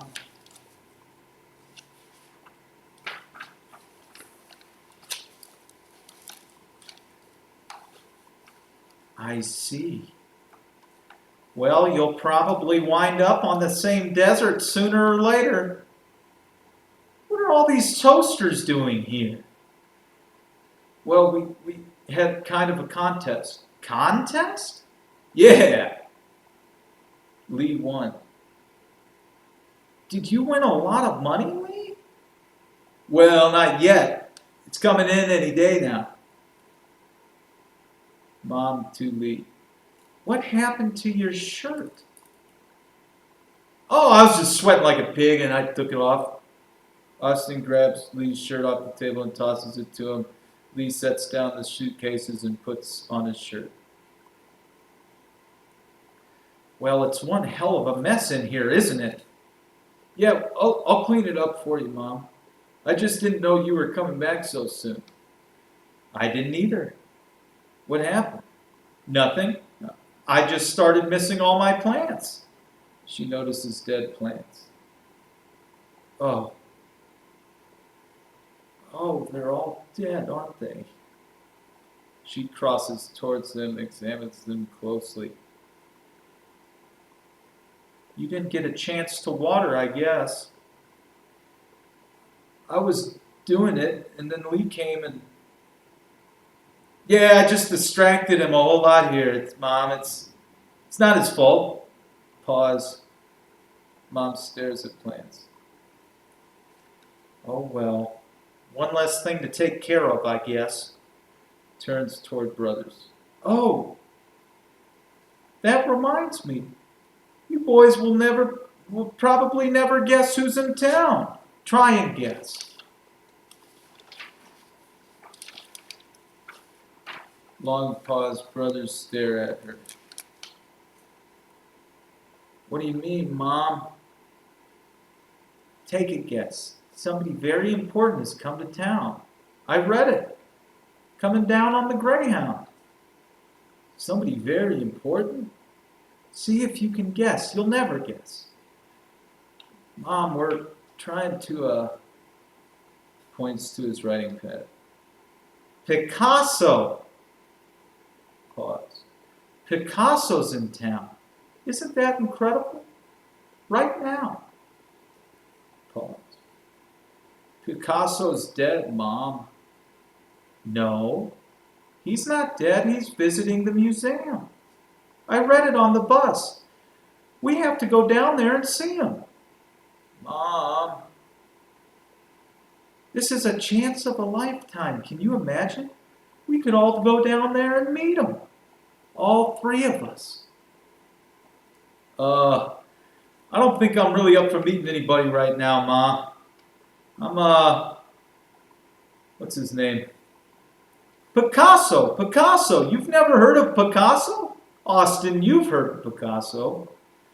Mom, we're not going to have time. It won't take long. We'll just hop in the car and go down there.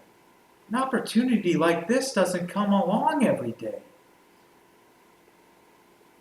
We're not going to be leaving here, Mom. Pause. Oh.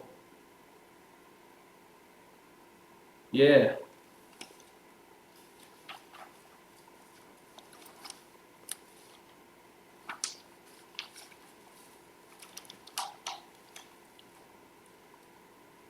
You're both leaving? Lee looks at Austin. Well, we were thinking about that before, but now No, we are. We're both leaving. We've got it all planned. Mom to Austin. Well, you can't leave. You have a family. I'm leaving. I'm getting out of here. Lee to Mom. I don't really think Austin's cut out for the desert, do you? No, he's not. I'm going with you, Lee. He's too thin. Yeah, he just burned up out there. Austin to Lee.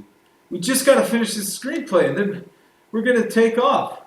That's the plan. That's what you said. Come on, let's get back to work, Lee. I can't work under these conditions here. It's too hot. Then we'll do it on the desert. Don't be telling me what we're going to do. Don't shout in the house. We're just going to have to postpone the whole deal. I can't postpone it. It's gone past postponing. I'm doing everything you said. I'm writing down exactly what you tell me. Yeah, but you were right all along. It is a dumb story. Two lame brains chasing each other across Texas. That's what you said, right? I never said that. Lee sneers in Austin's face and turns to Mom.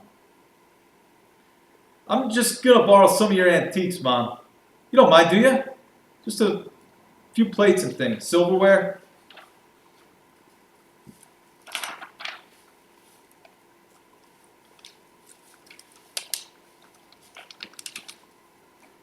Lee starts going through all the cupboards in the kitchen, pulling out plates and stacking them up on the counter as Mom and Austin watch. You don't have any utensils on the desert? Nah, I'm fresh out. Austin to Lee. What are you doing?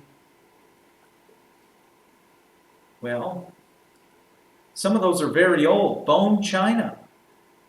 I'm tired of eating out of my bare hands, you know. It's not civilized.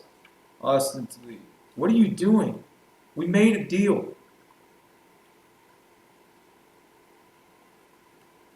Couldn't you borrow the plastic ones instead? I have plenty of plastic ones. Lee, as he stacks plates. It's not the same. Plastic's not the same at all. What I need is something authentic, something to keep me in touch. It's easy to get out of touch out there. Don't worry, I'll get them back to you. Austin rushes up to Lee, grabs him by the shoulders. You can't just drop the whole thing, Lee.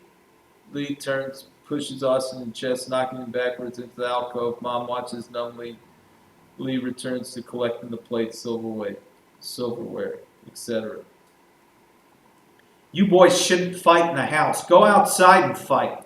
I'm not fighting. I'm leaving. There's been enough damage done already.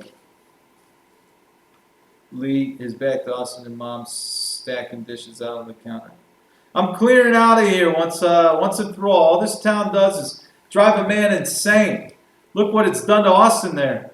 I'm not letting that happen to me. Sell myself down the river. No, sir. I'd rather be 100 miles from nowhere than let that happen to me. During this, Austin is picked up and ripped out foam from the floor and wrapped the cord tightly around both hands. He lunges at Lee, his back still to him, wraps the cord around Lee's neck, plants a foot in Lee's back and pulls on the cord, tightening it. Lee chokes desperately, can't speak and can't reach Austin with his arms. Austin keeps applying pressure on Lee's back with his foot, bending him into the sink. Mom watches. Austin tightening cord. You're not going anywhere. You're not taking anything with you. You're not taking my car. You're not taking the dishes. You're not taking anything. You're staying right here. You'll have to stop fighting in the house. There's plenty of room outside to fight. You've got the whole outdoors to fight in. Lee tries to tear himself away. He crashes across the stage like an enraged bull, dragging Austin with him. He snorts and bellows, but Austin hangs on and manages to keep the clear.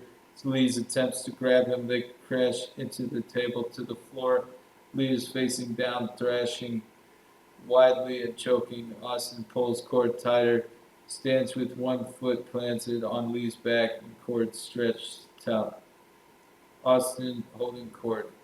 Give me back my keys, Lee. Take the keys out. Take them out.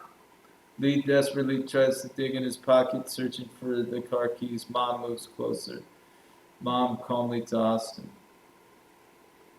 You're not killing him, are you? Austin.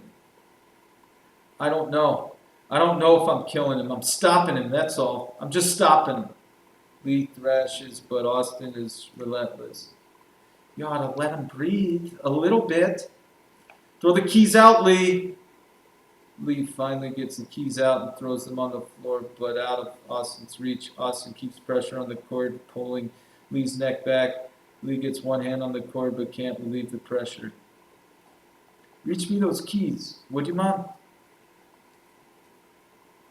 Mom not moving. Why are you doing this to him? Reach me the keys. Not until you stop choking him. I can't stop choking him. He'll kill me if I stop choking him. He won't kill you. He's your brother. Just get me the keys, would you?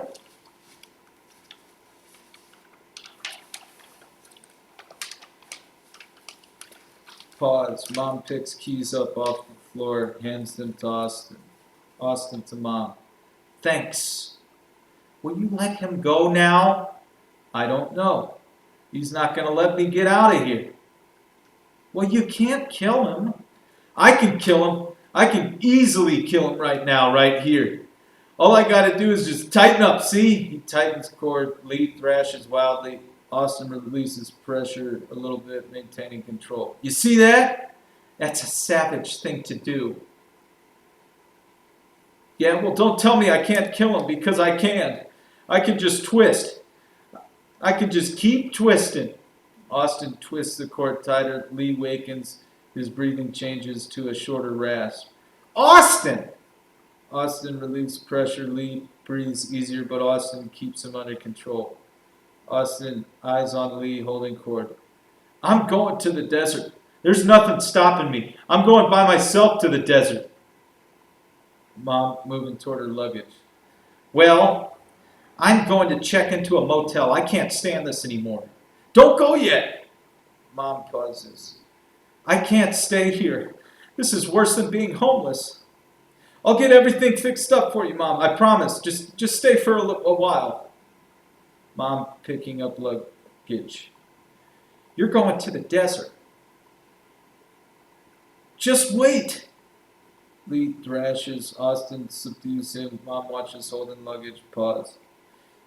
It was the worst feeling being up there in Alaska, staring out a window. I never felt so desperate before. That's when I saw that article on Picasso. I thought,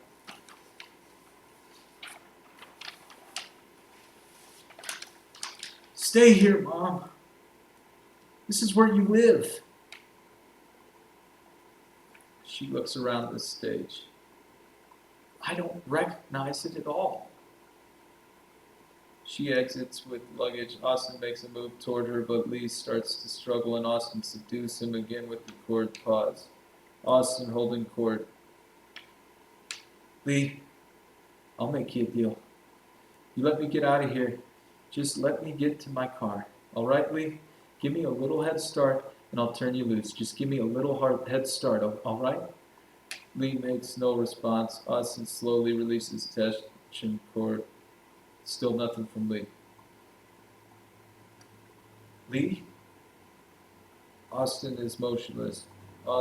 Lee is motionless. Austin very slowly begins to stand, still keeping a tenuous hold on the cord and his eyes riveted to Lee for any sign of movement.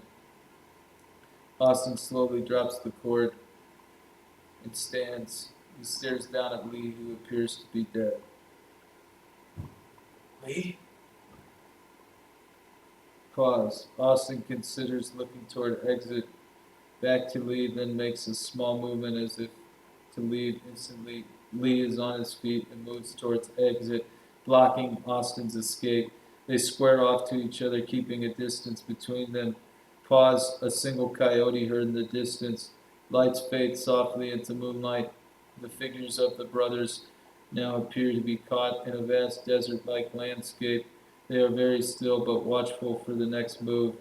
Lights go slowly to black as the after image of the brothers pulses in the dark. Coyote fades.